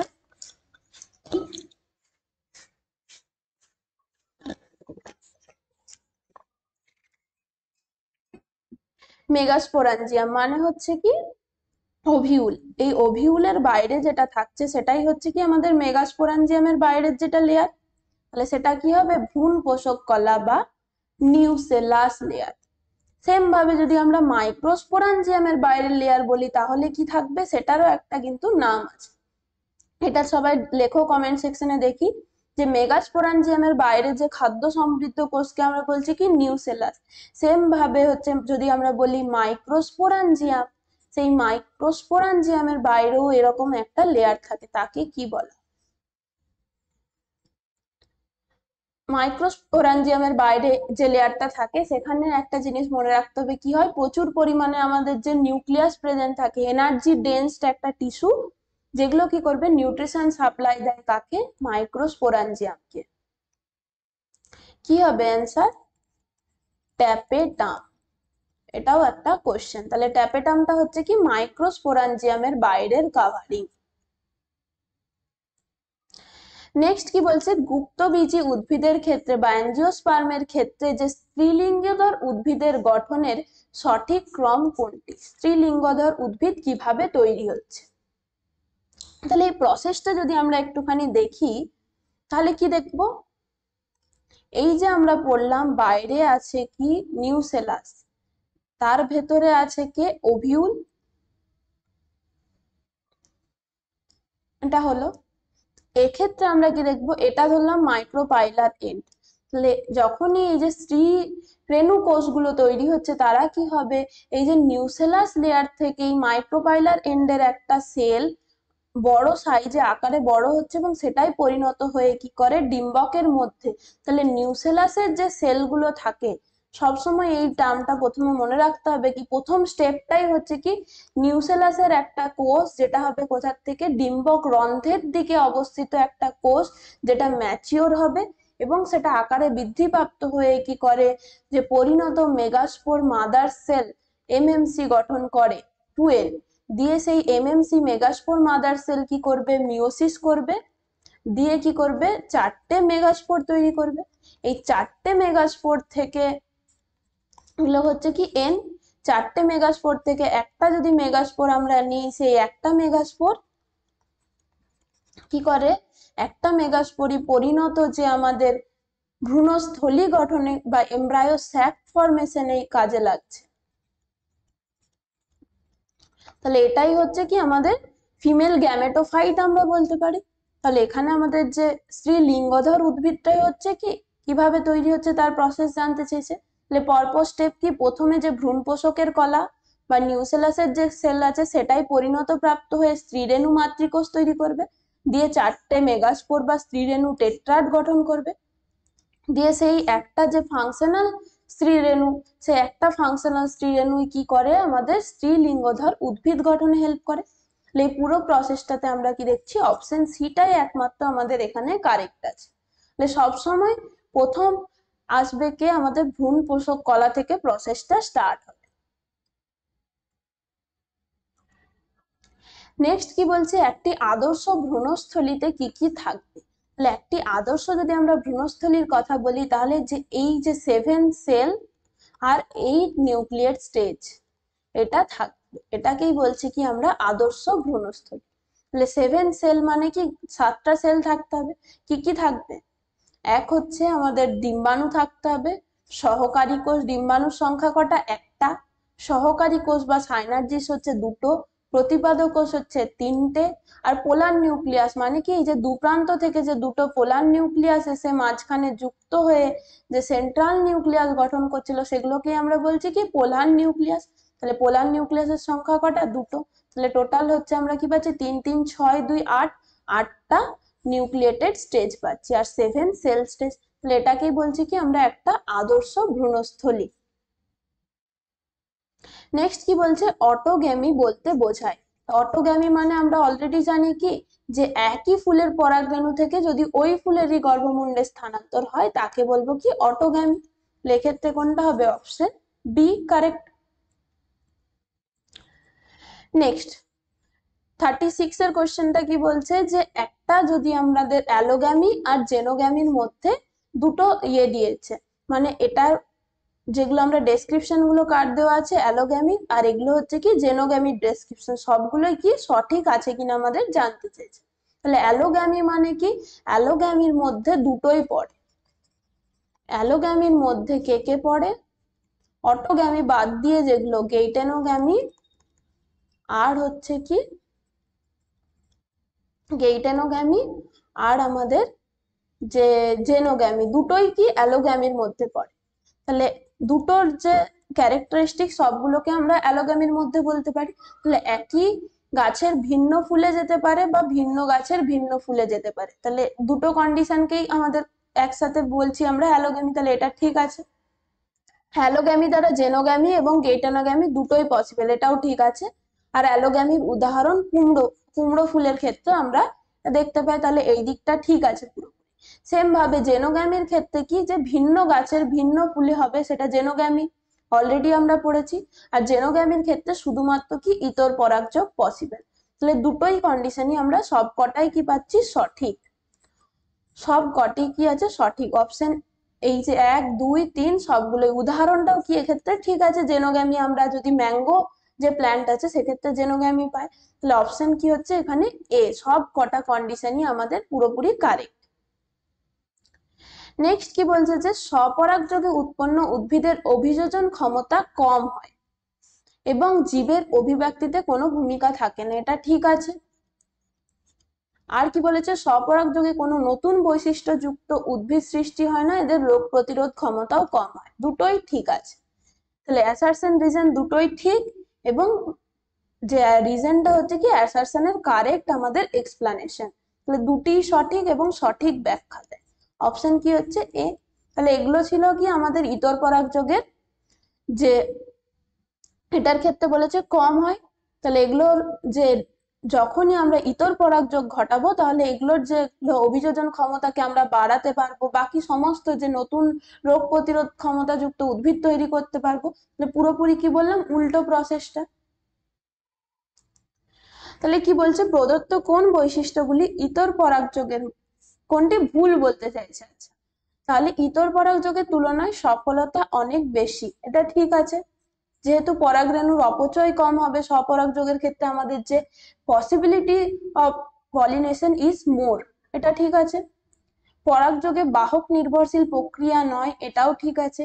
ইতর পরাগযোগে বংশধরদের বিশুদ্ধতা বজায় থাকে না, এটাও ঠিক আছে। ইতর পরাগযোগের তুলনায় স্বপরাগযোগে বংশধরদের অভিযোজন ক্ষমতা বেশি, এটাই ভুল আছে, তার মানে এটাই আমাদের রাইট। অপশন কি হচ্ছে ডি কারেক্ট হবে। নেক্সট কি বলছে, কোন ফুলে যদি পরাগধানী তার সাথে হচ্ছে কি অ্যান্থার এবং স্টিগমা একই সময়ে যদি পূর্ণতা পায় তাকে আমরা কি বলি। তাহলে যদি দুটো আলাদা টাইমে পাই তাহলে আমরা কি বলেছিলাম, ডাইকোগ্যামি। আর যদি দুটো একই টাইমে পরিণত হয় সেই ঘটনাকে কি বলবো, হোমোগ্যামি বা সমপরিণতি, এটাকেই বলা হচ্ছে। আর ডাইকোগ্যামিকে কি বলা হয়, বিষম পরিণতি। আর হোমোগ্যামি মানে দুটো একই সাথে পূর্ণতা যদি পায়। নেক্সট কি বলবে, উভলিঙ্গ ফুলের যদি স্ত্রীস্তবক আগে পরিণত পায়, তাহলে উল্টো ঘটনাটা, স্ত্রীস্তবক যদি আগে পায় তাহলে কন্ডিশনটা কি হবে, প্রোটো গাইনি। আগে যদি স্ত্রীস্তবক হয় তাহলে কি হবে প্রোটো, আর টার্মটা গাইনি কোথা থেকে আসছে, স্ত্রীস্তবকের সাথে লিঙ্কড আছে। নেক্সট কি বলছে, যে কিছু কিছু যদি আমাদের উভলিঙ্গ ফুলের ক্ষেত্রে আমরা কি দেখি, পরাগধানী এবং ভিন্ন ভিন্ন সময়ে পরিণত হবার জন্য বাধাপ্রাপ্ত হয় এবং পরাগযোগ ঘটে। আচ্ছা, এই ঘটনাটা তাহলে আমরা কি বললাম, যে ভিন্ন ভিন্ন সময়ে পরিণত হয়, মানে প্রোটো অ্যান্ডি আর প্রোটোগাইনি দুটোকে একসাথে বলছি কি ডাইকোগ্যামি। তাহলে অপশন কি হচ্ছে সি। নেক্সট কি বলছে যে প্রদত্ত বৈশিষ্ট্যগুলির মধ্যে কোনগুলি জল পরাগী ফুলের বৈশিষ্ট্য নয়। জল পরাগী ফুল হতে গেলে সবসময় হতে হবে কি, যে ফুলগুলোর মধ্যে যে ক্ষুদ্র সাইজের হতে হবে, অনুজ্জ্বল হতে হবে, বর্ণহীন গন্ধহীন হয়, এটা ঠিক আছে। কারণ কি, পতঙ্গ পরাগী ফুলের ক্ষেত্রে উদ্ভিদের ফুলগুলো বড় হতে হবে, উজ্জ্বল আকৃতির হতে হবে, বর্ণযুক্ত হতে হবে, গন্ধযুক্ত হতে হবে। কিন্তু বায়ু পরাগী ফুলের ক্ষেত্রে এই ধরনের বা জল পরাগী ফুলের ক্ষেত্রে এরকম ক্যারেক্টারিস্টিক্স গুলো আমাদের চাই, যে সাইজে ছোট হতে হবে, কালারলেস, কালারের সাথে কোনো সম্পর্ক নেই। তাহলে জলের দ্বারা যেহেতু হচ্ছে, তাহলে এগুলো হচ্ছে কারেক্ট হবে। মকরন্দ উপস্থিত, এটা ভুল। শুধুমাত্র আমাদের যে বিভিন্ন পতঙ্গ পরাগী বা আমাদের যে পক্ষী পরাগী ফুলের ক্ষেত্রে পাবো। জলের মাধ্যমে পরাগযোগ ঘটে, এটা ঠিক আছে। পরাগ রেণুগুলি আঠালো এবং বৃহদাকৃতির হয়, এটা ভুল আছে। বৃহদাকৃতির হলে হতো কি, সেটা যে জলের মাধ্যমে ট্রান্সপোর্ট হতে পারতো না, ওই জায়গাতেই থেকে যেত। তাহলে জলের মাধ্যমে যদি পরাগযোগ করতে হয়, তাহলে এক জায়গা থেকে আরেক জায়গায় পরাগ রেণুটা ট্রান্সফার কিসের মাধ্যমে, জলের মাধ্যমে হতে হবে। তাহলে এই ক্যারেক্টারিস্টিক্সটাও হবে না। পুষ্পস্তবকগুলি মোমের আবরণ দ্বারা যুক্ত থাকে, এটা ঠিক। কারণ কি, এই যে পরাগ রেণুগুলোর বাইরে কি করে, একটা এরকম মোমের মতো একটা আবরণ তৈরি করে দেয়, যাতে কি করে, যে যদি জলের সাথে যেহেতু ভেসে যাচ্ছে, সেগুলো জলের মাধ্যমে পরাগযোগ হচ্ছে, তাহলে যাতে সহজে সেই পরাগ রেণুগুলো নষ্ট না হয়ে যায়। তাহলে মোমের চারদিকে কি দেখি আমরা, যে জল লাগলেও সেটা জলটা ভেতরে প্রবেশ করতে পারবে না। যদি পরাগ রেণুটা ধরলাম ভেতরে আছে, তার বাইরে যদি আমরা একটা মোমের আস্তরণ করে দিই, তাহলে ভেতরে কোনোভাবে কি করতে পারছে না, জল প্রবেশ করতে পারবে না। তাহলে এটা দেখতে পাবো। আর ফুলগুলি হালকা হওয়ার জন্য জলে ভেসে থাকতে সক্ষম, হ্যাঁ এটাও ঠিক হবে। তাহলে ফুলগুলি জলের মধ্যে যদি ভেসে থাকে, তাহলেই কি হবে, জলের মাধ্যমে আমাদের পরাগযোগ সম্পন্ন হবে। অপশন কোনটা কোনটা হচ্ছে, 1, 3, 5 আর 6। অপশন কি হচ্ছে, বি কারেক্ট হবে। নেক্সট কি বলতে চাইছে, যে মেলাকোফিলি হলো, মেলাকোফিলি মানে কি, একটা আমরা বললাম অর্নিথোফিলি যদি পাখির দ্বারা হয়, আরেকটা হবে কি চিরাপ্টেরোফিলি, যেটা বাদুড়ের দ্বারা হয়। আর মেলাকোফিলি মানে হচ্ছে কি শামুক দ্বারা বা শামুকের মতো যে সমস্ত স্নেল জাতীয় যেগুলোকে আমরা বলছি, সেই শামুকের দ্বারা যদি পরাগযোগ সম্পন্ন হয়, সেই কন্ডিশনের যে নাম দিয়েছি সেটা কি, মেলাকোফিলি। নেক্সট কি বলছে, যে পক্ষী পরাগী ফুলের বৈশিষ্ট্য কোনগুলো। অর্নিথোফিলাস যে ফ্লাওয়ার, তাদের কি ক্যারেক্টারিস্টিক্স জানতে চেয়েছে। অর্নিথোফিলাস হলে সমস্তগুলো আমরা কি বললাম, যে আকারে বড় হতে হবে, উজ্জ্বল বর্ণযুক্ত হতে হবে, মকরন্দ থাকবে, আর ফুলের স্তবক দৃঢ় এবং চামড়ার মতো পুরু হবে। একটা ফুল যদি শক্ত, তার স্ট্রাকচারটা যদি শক্ত না হয়, দৃঢ় না হয়, তাহলে ফুলটা যদি, ফুলের মধ্যে একটা পাখি এসে বসে, তাহলে ফুলটা কি হয়ে যাচ্ছে, নষ্ট হয়ে যাবে। তার জন্য কি হতে হবে, ফুলের যে স্তবকটাকে দৃঢ় হতে হবে। তাহলে সমস্তগুলোই কি হবে এক্ষেত্রে সঠিক। অপশন কি হচ্ছে, ডি। নেক্সট কি বলছে, যে গুপ্তবীজী উদ্ভিদে যদি হ্যাপ্লয়েড পুংগ্যামেট এবং ডিপ্লয়েড, একই কোশ্চেন আবার দিচ্ছে, এটা কি হবে সবাই জানো, এটা কি হচ্ছে, ট্রিপল ফিউশন, বা আমাদের যখন শস্য নিউক্লিয়াস গঠন হচ্ছে, তখন কি হয়, ডবল ফার্টিলাইজেশন, বা এই প্রসেসটাকে আরেকটা নাম কি, ট্রিপল ফিউশন প্রসেস। যেহেতু তিনটে নিউক্লিয়াসের একসাথে মিলন হয়, দুটো পোলার নিউক্লিয়াস, ট্রিপল ফিউশন নামটা কেন, দুটো আসছে পোলার নিউক্লিয়াস, হ্যাপ্লয়েড পোলার নিউক্লিয়াস দুটো, আর একটা হবে কি পুংগ্যামেট, মেল গ্যামেট।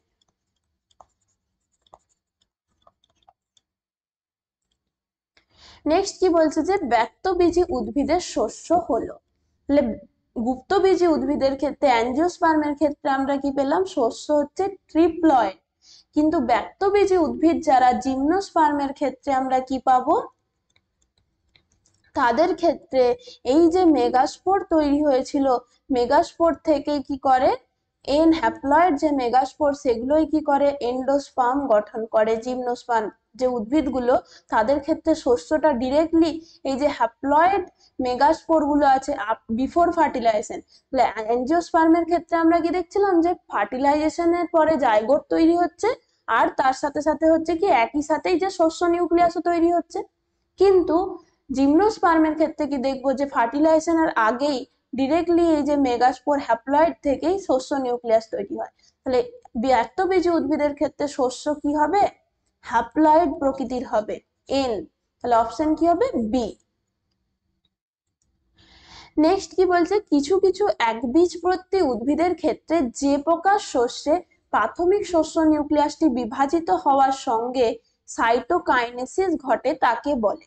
তাহলে একবীজপত্রী উদ্ভিদ মনোকটিলিডেন্সের ক্ষেত্রে কি দেখা যায়, যে এই যে প্রথম যেটা আমরা দেখলাম 3N যে নিউক্লিয়াসটা তৈরি হয় তাকে কি বলা হয়, প্রাইমারি এন্ডোস্পার্মিক নিউক্লিয়াস, PEN, শর্ট ফর্মে পেন মনে রাখতে হবে। তাহলে প্রথম যেটা নিউক্লিয়াসটা ট্রিপল ফিউশনের ফলে তৈরি হচ্ছে সেটা হচ্ছে কি প্রাইমারি এন্ডোস্পার্মিক নিউক্লিয়াস, PEN। এই প্রাইমারি এন্ডোস্পার্ম যে নিউক্লিয়াসটা তৈরি হচ্ছে সেটা এবারে কি হবে, বিভাজন হবে, মাইটোসিস ডিভিশন হবে। এর কি হবে, মাইটোসিস। মাইটোসিস হওয়ার ফলে তিনটে টাইপ দেখা যায়। যখন এই যে শস্য গঠন করছে তখন কি হবে, একটা কন্ডিশন দেখতে পাই আমরা ডিরেক্টলি, এটা মাইটোসিস ডিভিশনের মাধ্যমে, এটা সেল আছে, একটা সেলের মধ্যে নিউক্লিয়াসটা ডিভাইড করে এরকম প্রচুর নিউক্লিয়াস তৈরি করে দিয়েছে, তখন তাকে বলবো কি নিউক্লিয়ার শস্য। তাহলে নারকেলের যদি আমরা বলি, নারকেলের যেটা জল, নারকেলের জলের মধ্যেও কি থাকে, এরকম প্রচুর পরিমাণে ফ্রি নিউক্লিয়ার এন্ডোস্পার্ম আমরা পাই। তাহলে শুধুমাত্র সেলটা একটাই থাকছে, তার সেল ওয়াল একটাই থাকছে, একটা সেলের মধ্যে প্রচুর পরিমাণে ক্যারিওকাইনেসিসের মাধ্যমে নিউক্লিয়াস তৈরি করে দিয়েছে, তাকে বলবো কি নিউক্লিয়ার শস্য।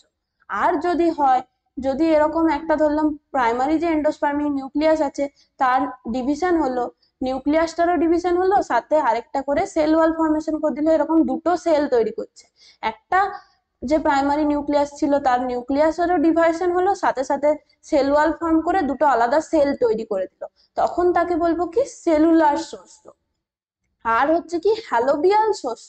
তাহলে নারকেলের জলটা আমরা পেলাম নিউক্লিয়ার শস্য, কিন্তু নারকেলের বা ডাবের যেটা আমরা পাচ্ছি বাইরের যেটা সাদা অংশটা যেটা আমরা খাচ্ছি সেই অংশটা হচ্ছে কি সেলুলার শস্য। তাহলে এই রকম ভাবে যে সেল ওয়াল ফরমেশন করে যখন এমব্রা সরি যেটা আমাদের শস্য তৈরি হচ্ছে, তখন যদি এরকম ভাবে নিউক্লিয়ার ডিভিশন আর তার সাথে সাথে সেল ওয়ালও তৈরি হয়ে যায়, তাকে বলবো কি সেলুলার শস্য।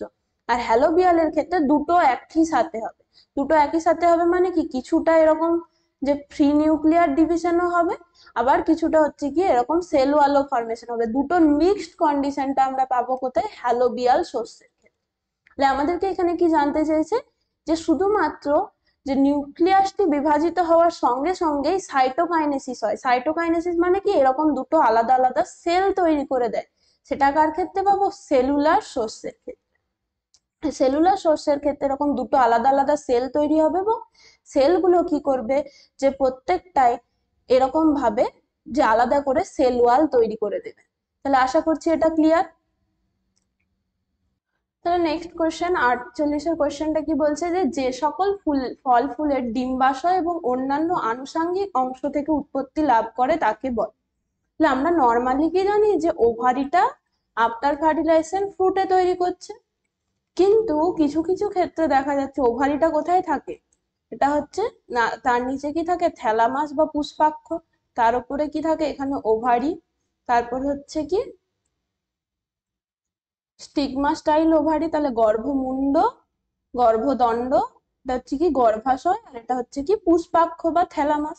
তার বাইরে কি থাকতে পারে বিভিন্ন যে পুষ্পের যে অংশগুলো, বৃতি, দলমণ্ডল যে কোনো। তাহলে যদি ওভারি বাদ দিয়ে অন্যান্য যে আনুষঙ্গিক অংশ বৃতির থেকে হতে পারে, পাশের যেগুলো স্ট্রাকচার, দলমণ্ডল বা এই যে থ্যালামাসটা যখন ফ্রুটে পরিণত হয় তাকে আমরা কি বলি, অপ্রকৃত ফল। অপ্রকৃত ফল। তাহলে অপ্রকৃত ফল মানে কি, তাহলে সবসময় মনে রাখতে হবে যদি ওভারি বাদ দিয়ে যে কোনো জায়গা থেকে ফলের তৈরি হয় তাকে বলবো কি অপ্রকৃত ফল। তাহলে একটা অপ্রকৃত ফলের উদাহরণ কেউ পারবে, লেখো তো কমেন্ট সেকশনে কি হবে অপ্রকৃত ফল, এরকম এই যে থ্যালামাস থেকে ফলটা তৈরি হচ্ছে এরকম একটা ফলের উদাহরণ কি হবে। আর প্রকৃত ফল মানে কি, সেটা সবসময় এই ওভারিটাই ফ্রুটে পরিণত। আর বাকি এই যে সরল ফল মানে কি, একটাই মাত্র গর্ভপত্র থাকবে, একক গর্ভপত্র থাকলে তাকে আমরা বলি কি সরল ফল। আর গুচ্ছিত ফল মানে কি একের বেশি, একাধিক যদি গর্ভপত্র থাকে, একাধিক গর্ভপত্র।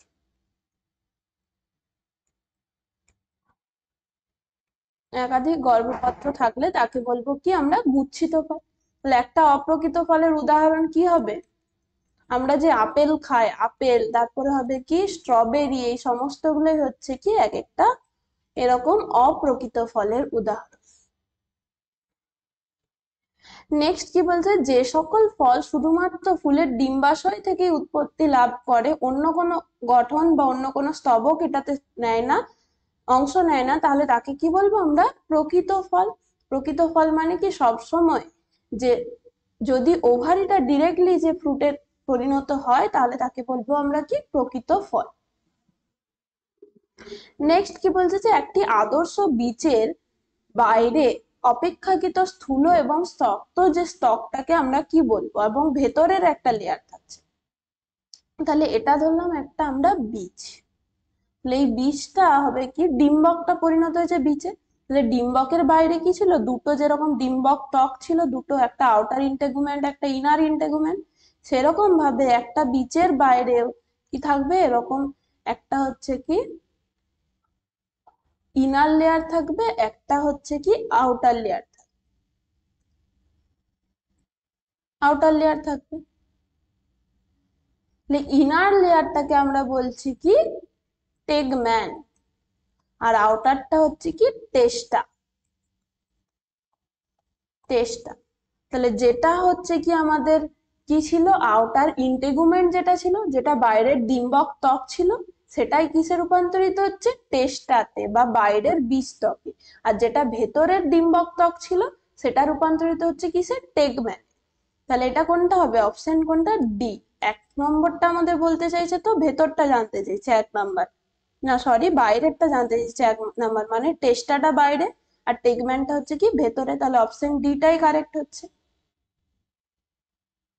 নেক্সট কি বলছে যে একটা নিষেক পদ্ধতি ছাড়াই যদি অযৌন জনন পদ্ধতিতে বা অঙ্গজনন জনন পদ্ধতিতে রেণুধর কলা থেকে যদি লিঙ্গধর কোষ তৈরি হয়, বা যেটাকে আমরা বলছি কি উৎপন্ন বীজ তৈরি হচ্ছে, তার মানে এই প্রসেসটাকে আমরা আগেই বলেছি কি নিষেক ব্যতি রেখে যদি বীজ তৈরি হয় তার মানে বুঝতে হবে কি সেটা অ্যাপোমিক্সিস হয়েছে এই প্রসেসটা। আর অ্যাপোমিক্সিস এর মাধ্যমে যেটা সিডটা ফরমেশন হয়েছে তাহলে তাকে সেই বীজটার নাম কি হয়ে যাবে? অ্যাপোমিকটিক বীজ। প্রসেসটা হচ্ছে অ্যাপোমিক্সিস, আর বীজটা যেটা তৈরি হচ্ছে তার নাম হবে কি? অ্যাপোমিকটিক বীজ বা অ্যাপোমিকটিক সিড। নেক্সট কি বলেছে, এখানে একটা ছবি দিয়েছে, তো এই ছবিটার মাধ্যমে আমাদের এ আর বি চিহ্নিত করতে বলেছে। তাহলে এ ফর বলতে চাইছে কি এই ওপরের যেগুলো হচ্ছে কি গর্ভমুণ্ড বা আমাদের হচ্ছে কি স্টিগমা, এটা হচ্ছে কি স্টাইল। তাহলে একটা যে গর্ভকেশর চক্রের যে স্ট্রাকচার কি স্টিগমা স্টাইল ওভারি, আর এটা হচ্ছে কি গর্ভাশয় বা ওভারি। তাহলে এখানে এ ফর হবে কি গর্ভমুণ্ড, আর বি হচ্ছে কি গর্ভাশয়। অপশন এটাই কারেক্ট হচ্ছে তাহলে।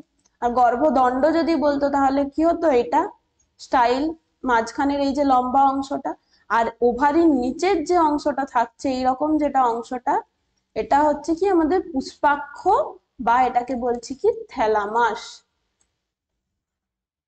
তাহলে এরকম ছবি দিয়ে কোশ্চেন আমাদেরকে দিতে পারে, তাহলে প্রত্যেকটা স্ট্রাকচার আমাদেরকে একটু ভালোভাবে জানতে হবে। আর যদি বলতো পুংকেশর চক্রের স্ট্রাকচার তাহলে সেটা কিরকম হতো?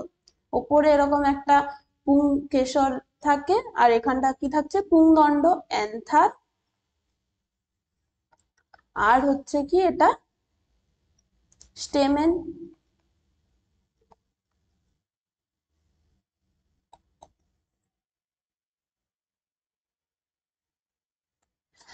নেক্সট কি বলছে যে প্রদত্ত সেটগুলির মধ্যে কোনটি গর্ভকেশর চক্রের অন্তর্গত? তাহলে গর্ভকেশর চক্রের মধ্যে কি কি থাকবে আমরা বললাম, যে ওপরের থেকে যদি আমরা শুরু করি গর্ভমুণ্ড, গর্ভদণ্ড, আর হচ্ছে কি গর্ভাশয়। তাহলে থ্যালামাস কিন্তু এটার পার্ট নয়, তাহলে থ্যালামাস কখনোই কি হচ্ছে আমাদের গর্ভকেশর চক্রের পার্ট নয়, এটা আলাদা। ওভারি পর্যন্তই শেষ হয়ে যাবে আমাদের গর্ভকেশর চক্র।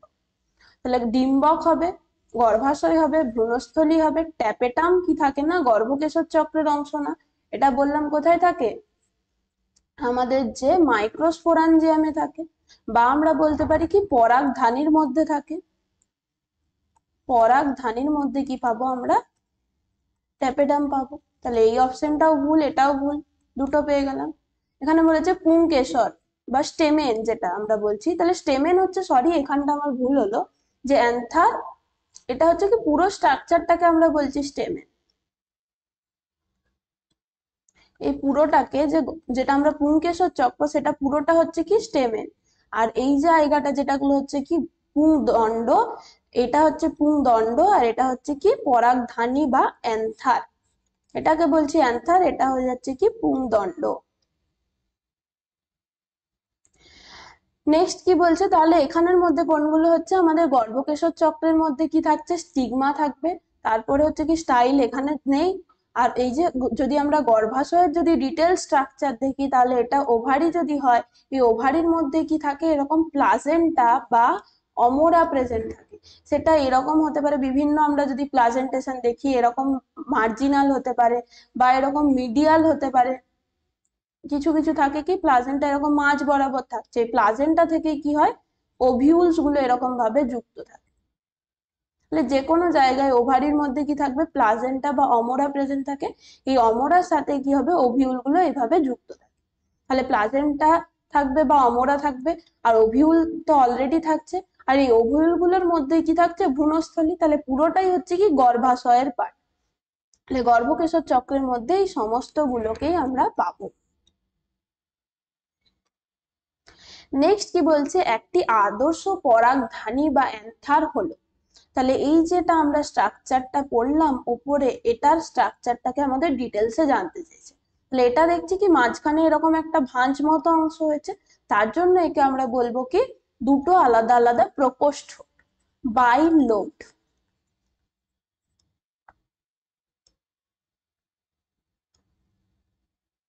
এরপরে হচ্ছে কি বাইলোব দেখলাম, এরপরে যদি এটা স্ট্রাকচারটা আমরা দেখি, তাহলে কি পাবো, এইরকম একটা স্ট্রাকচার পাবো। মানে এই একটা সাইড হচ্ছে কি এটা, এটা হচ্ছে দুটো সাইড মিলে, তাহলে দুটো লোব পেলাম।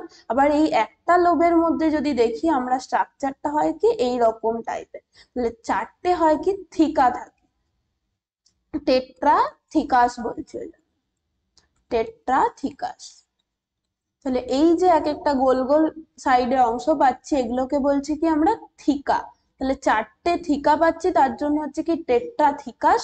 আর দুটো লোব পাচ্ছি, তাই তাকে বলছে কি বাইলোব। তাহলে দ্বিপ্রকোষ্ঠযুক্ত এবং টেট্রা থিকাস, এটা হচ্ছে কি একটা আদর্শ পরাগধানী স্ট্রাকচার।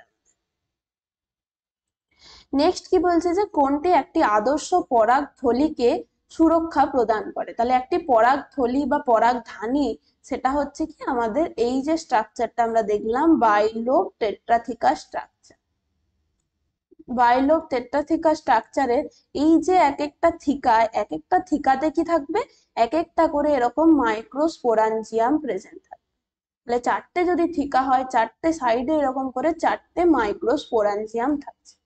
এই মাইক্রোস্পোরাঞ্জিয়ামকে আমরা বলছি কি পরাগথলি। তাহলে আদর্শ পরাগথলি মানে আলটিমেটলি আমাদের কি জানতে চাইছে, মাইক্রোস্পোরাঞ্জিয়ামের চারপাশে কি কি আছে।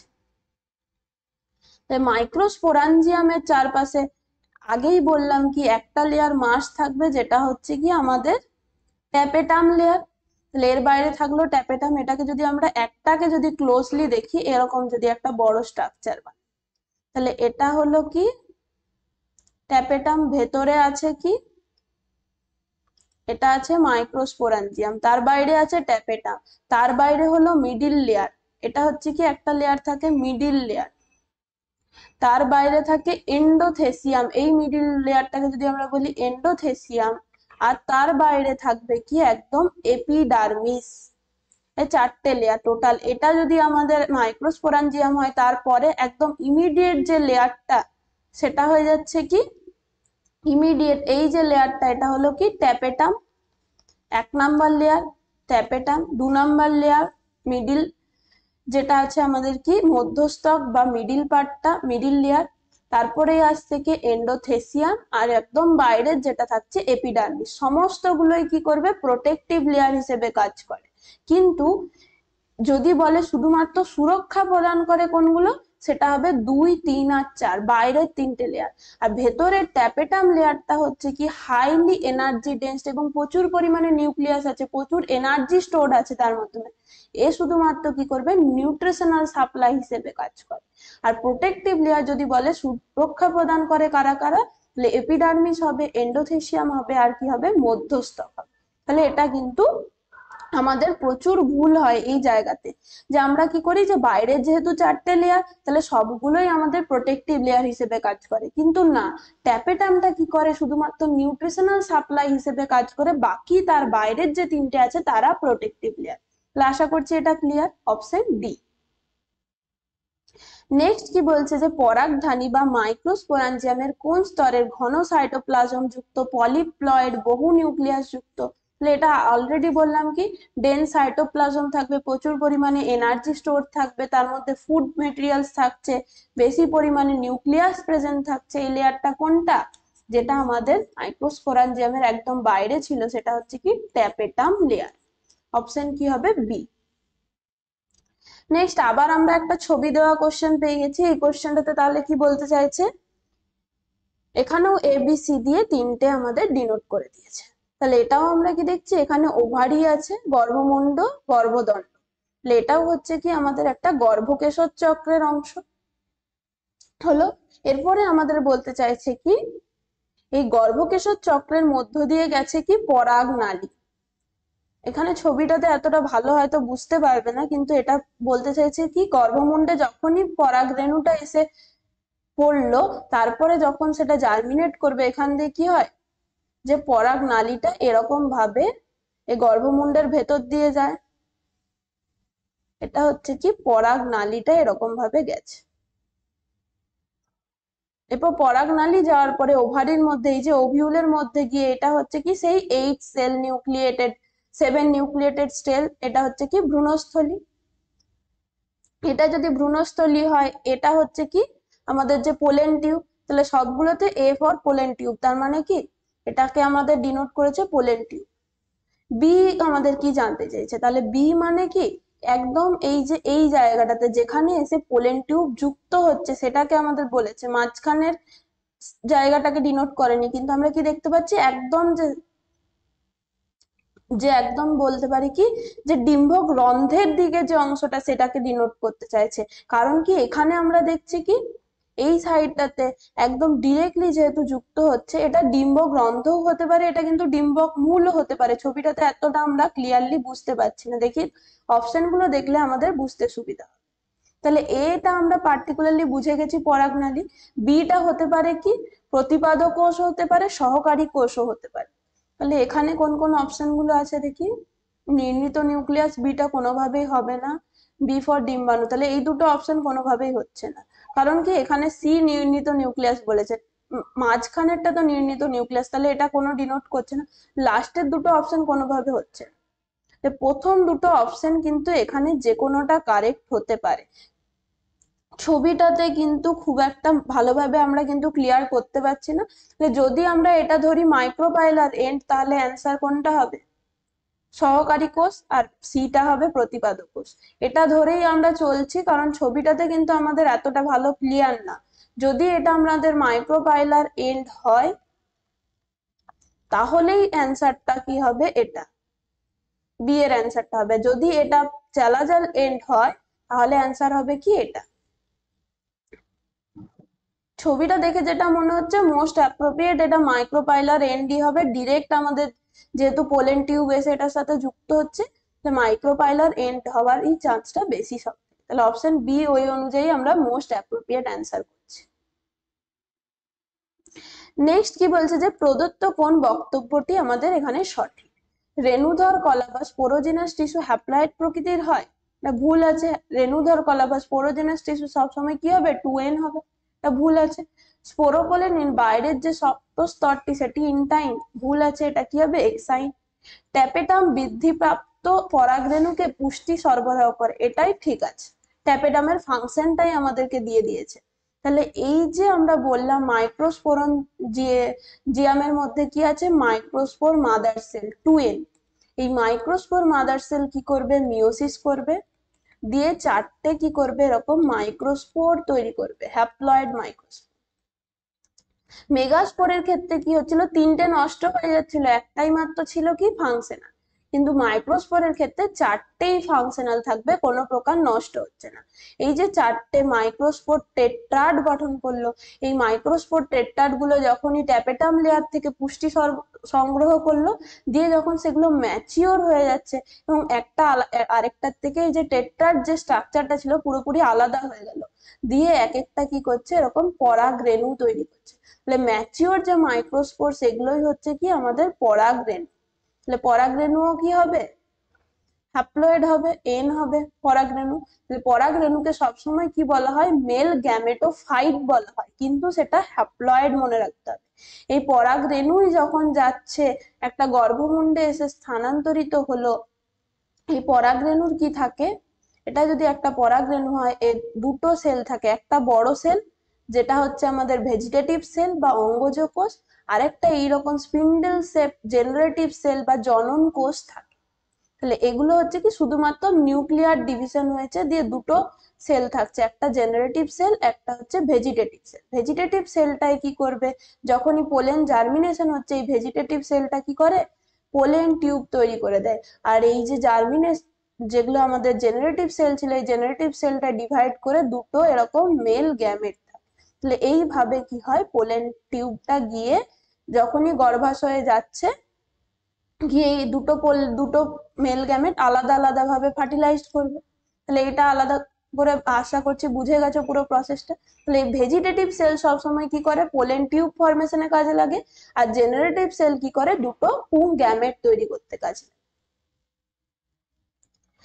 এবার কি বলছে, পরাগরেণুর কোন অংশ স্পোরোপলিনিন অনুপস্থিত। তাহলে স্পোরোপলিনিন অনুপস্থিত কোন জায়গাটায় বললাম, যেখানটাতে দিয়ে পোলেন টিউব তৈরি হবে, জাম পোর বলা হয়, বা এটাকে বলছি কি আমরা রেণুরন্ধ্র, যেখান দিয়ে পোলেন টিউব, এই জার্ম পোর দিয়ে কি হবে, পোলেন টিউব ফরমেশন হবে, পোলেন টিউব।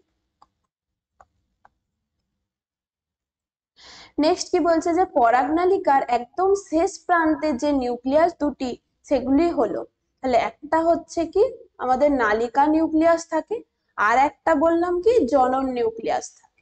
জেনারেটিভ সেলের যেটা নিউক্লিয়াস সেটা হচ্ছে কি জনন নিউক্লিয়াস, আরেকটা হচ্ছে যেটা আমাদের ভেজিটেটিভ সেলের নিউক্লিয়াস সেটা হয়ে যাচ্ছে কি টিউব নিউক্লিয়াস। তাহলে এটাই হলো।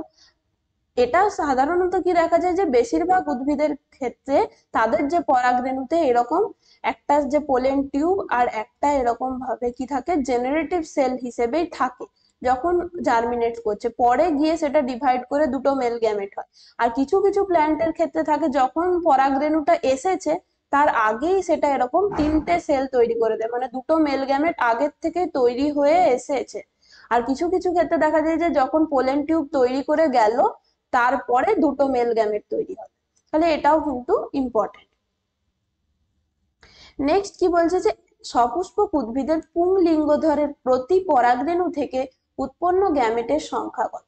তাহলে একটা পরাগরেণু থেকে কটা করে গ্যামেট তৈরি হচ্ছে, একটা পরাগরেণু থেকে কটা গ্যামেট তৈরি হচ্ছে, মেল গ্যামেট। আমরা যেটা দেখলাম জেনারেটিভ সেল, সেই জেনারেটিভ সেল ডিভাইড করে কি করে, দুটো মেল গ্যামেট তৈরি করে। তাহলে অপশন কোনটা হবে, ডি। একটা পুংলিঙ্গ বা পরাগ রেণু থেকে কি করতে পারে, দুটো মেল গ্যামেট তৈরি হয়। নেক্সট কি বলছে, যে সাইনার্জির সেলের বা ডিম্বক রন্ধ্রের প্রান্তে যে কোষীয় উপবৃদ্ধি থাকে তাকে কি বলা হয়। তাহলে ডিম্বক রন্ধ্রের দিকে কি কি থাকে, সহকারী কোষ আর হচ্ছে আমাদের এগ সেল।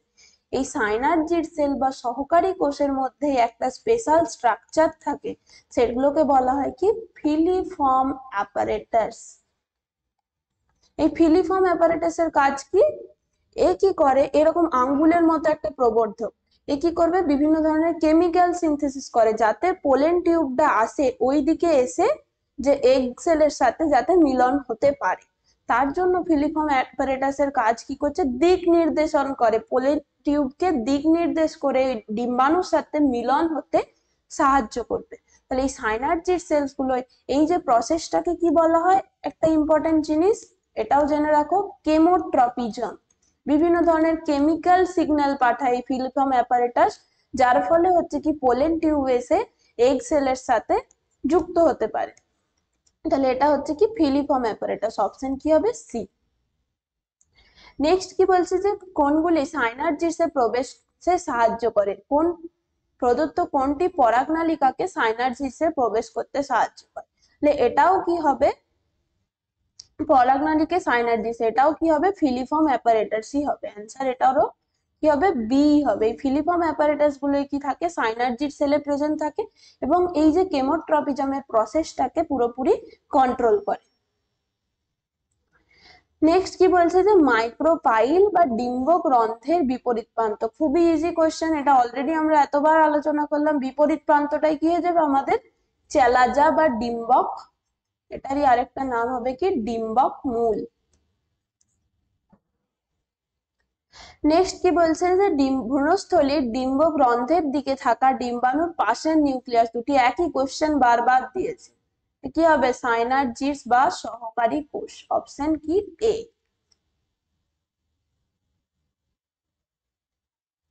নেক্সট কি বলছে ভ্রূণস্থলীতে বর্তমান ডিপ্লয়েড কোষ হলো, তাহলে ভ্রূণস্থলীর মধ্যে ডিপ্লয়েড কোষ 2n কোষ একমাত্র কোষ কে আমাদের যে নির্ণীত নিউক্লিয়াস বা সেন্ট্রাল সেল, তাহলে এটাকে বলতেও পারে অনেক জায়গায় নির্ণীত নিউক্লিয়াস বা নির্ণীত যে সেল, সেগুলো হচ্ছে কি আমাদের 2n।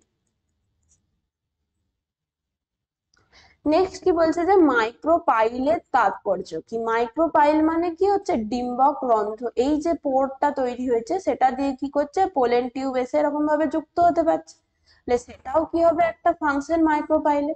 তাহলে এখানের কোনগুলো অপশনের মধ্যে কোনটা হচ্ছে পরাগ নালীকে এই ছিদ্র দ্বারা ডিম্বকে প্রবেশে সাহায্য করে, যেটা হচ্ছে আমাদের পোরোগ্যামির ক্ষেত্রে হচ্ছে, তাহলে এটাই কারেক্ট হবে অপশন ডিটা।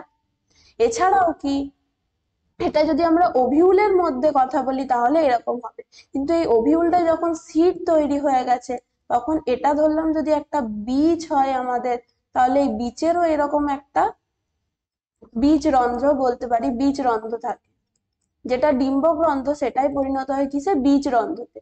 তখনও হচ্ছে কি সেই যে বীজ রন্ধ্রটা কি করবে বিভিন্ন ধরনের যে জল অক্সিজেন সেগুলোকে বীজের মধ্যে প্রবেশ করতে সাহায্য করে এবং তার ফলে সহজে যাতে বীজটার অঙ্কুরোদ্গম পসিবল, যদি বীজরন্ধ্রের মধ্যে দিয়ে অক্সিজেন জল এগুলো সাপ্লাই হতে পারে তাহলেই কি হবে সেই বীজটা অঙ্কুরোদ্গম করবে, অঙ্কুরোদ্গম করবে। তাহলে এটা একটা কন্ডিশন। আফটার ফার্টিলাইজেশন যদি বলে মাইক্রোপাইলের তাৎপর্য কি, তাহলে কি হবে এই অপশনটা হবে, বীজের দ্বারা যে জল এবং অক্সিজেন এগুলো গ্রহণ করতে সাহায্য করে। কিন্তু নর্মালি যদি জানতে চাই তাহলে মাইক্রোপাইল কোথায় থাকে আমাদের যে ডিম্বকের মধ্যে প্রেজেন্ট থাকছে, তাহলে কাজটা কি হবে এটাই হবে অপশন ডি কারেক্ট। নেক্সট কি বলতে চাইছে যে একটি সদ্য উৎপন্ন গুপ্তবীজী উদ্ভিদের উপস্থিত নিউসেলাস প্রত্যেকটা সেলের প্লয়েডি জানতে চেয়েছে, তাহলে এরকম কোশ্চেন গুলো কিন্তু খুব ইম্পর্টেন্ট, আগেই বললাম কি প্লয়েডি দিয়ে যে কোনো কোশ্চেন কিন্তু আসতে পারে। তাহলে এটার অ্যান্সার তোমরাই করবে, প্রত্যেকটাই করতে পারবে, কি হবে বলো এটার অ্যান্সার কোনটা হবে, নিউসেলাস কি হবে নিউসেলাস, সেটা হচ্ছে ডিপ্লয়েড সেল 2n, তাহলে নিউসেলাস 2n, প্রথমেই আমরা প্রথমটাই পেয়ে যাচ্ছি কি 2n, একটা দুটো অপশনকে আমরা আগেই এলিমিনেট করে নিলাম।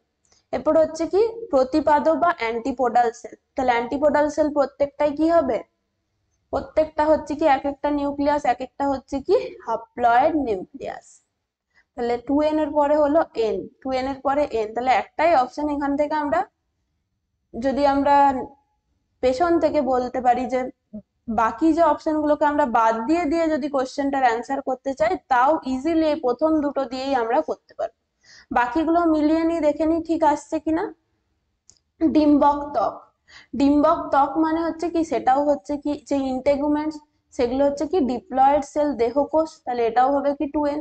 রেণু মাতৃকোষ মেগাস্পোর মাদার সেল বা মাইক্রোস্পোর মাদার সেল সেগুলো হচ্ছে কি ডিপ্লয়েড 2n।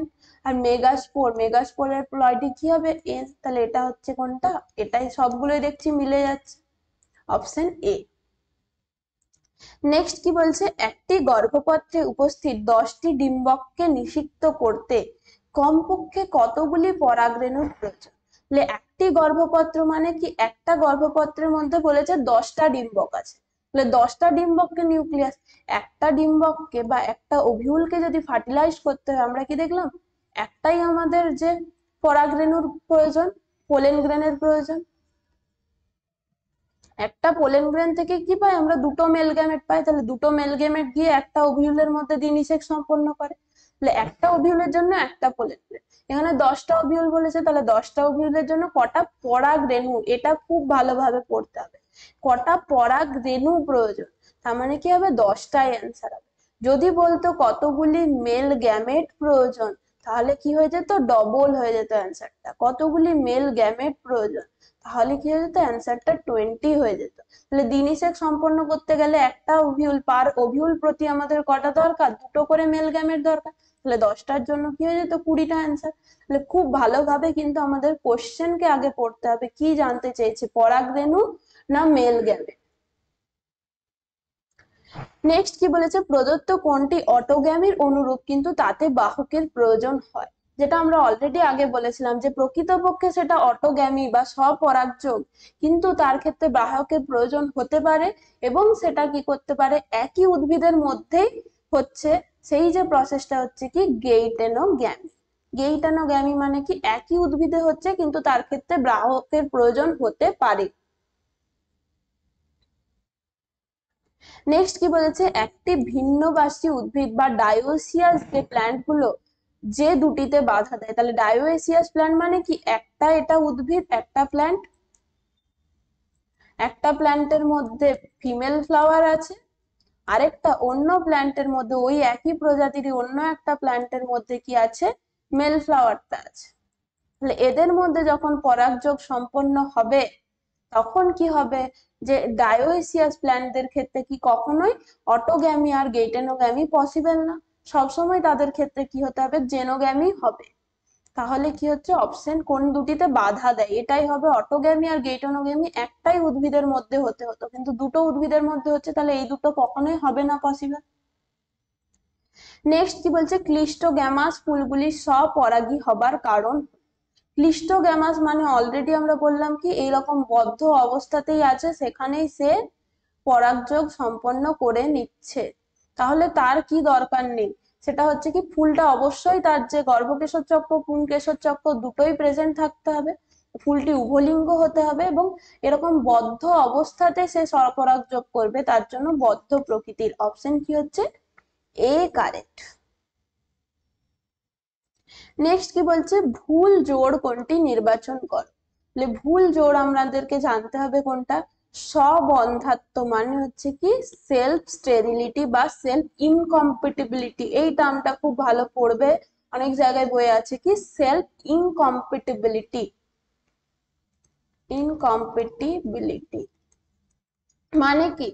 একটা উদ্ভিদের ফুলের মধ্যে তার গর্ভকেশরও আছে, পুংকেশরও আছে, কিন্তু এই পুংকেশরের যে পরাগধানীর পরাগরেণু এই গর্ভমুণ্ডে যদি স্থানান্তরিত হয় তবুও পরাগযোগ হবে না, আর পরাগযোগ যদি হয়ও সেই পোলেনটা কখনোই পোলেন টিউব তৈরি করে ওভারি পর্যন্ত যেতে পারবে না, মানে পোলেন পিস্টিল যে ইন্টারাকশন সেটা কখনোই হবে না।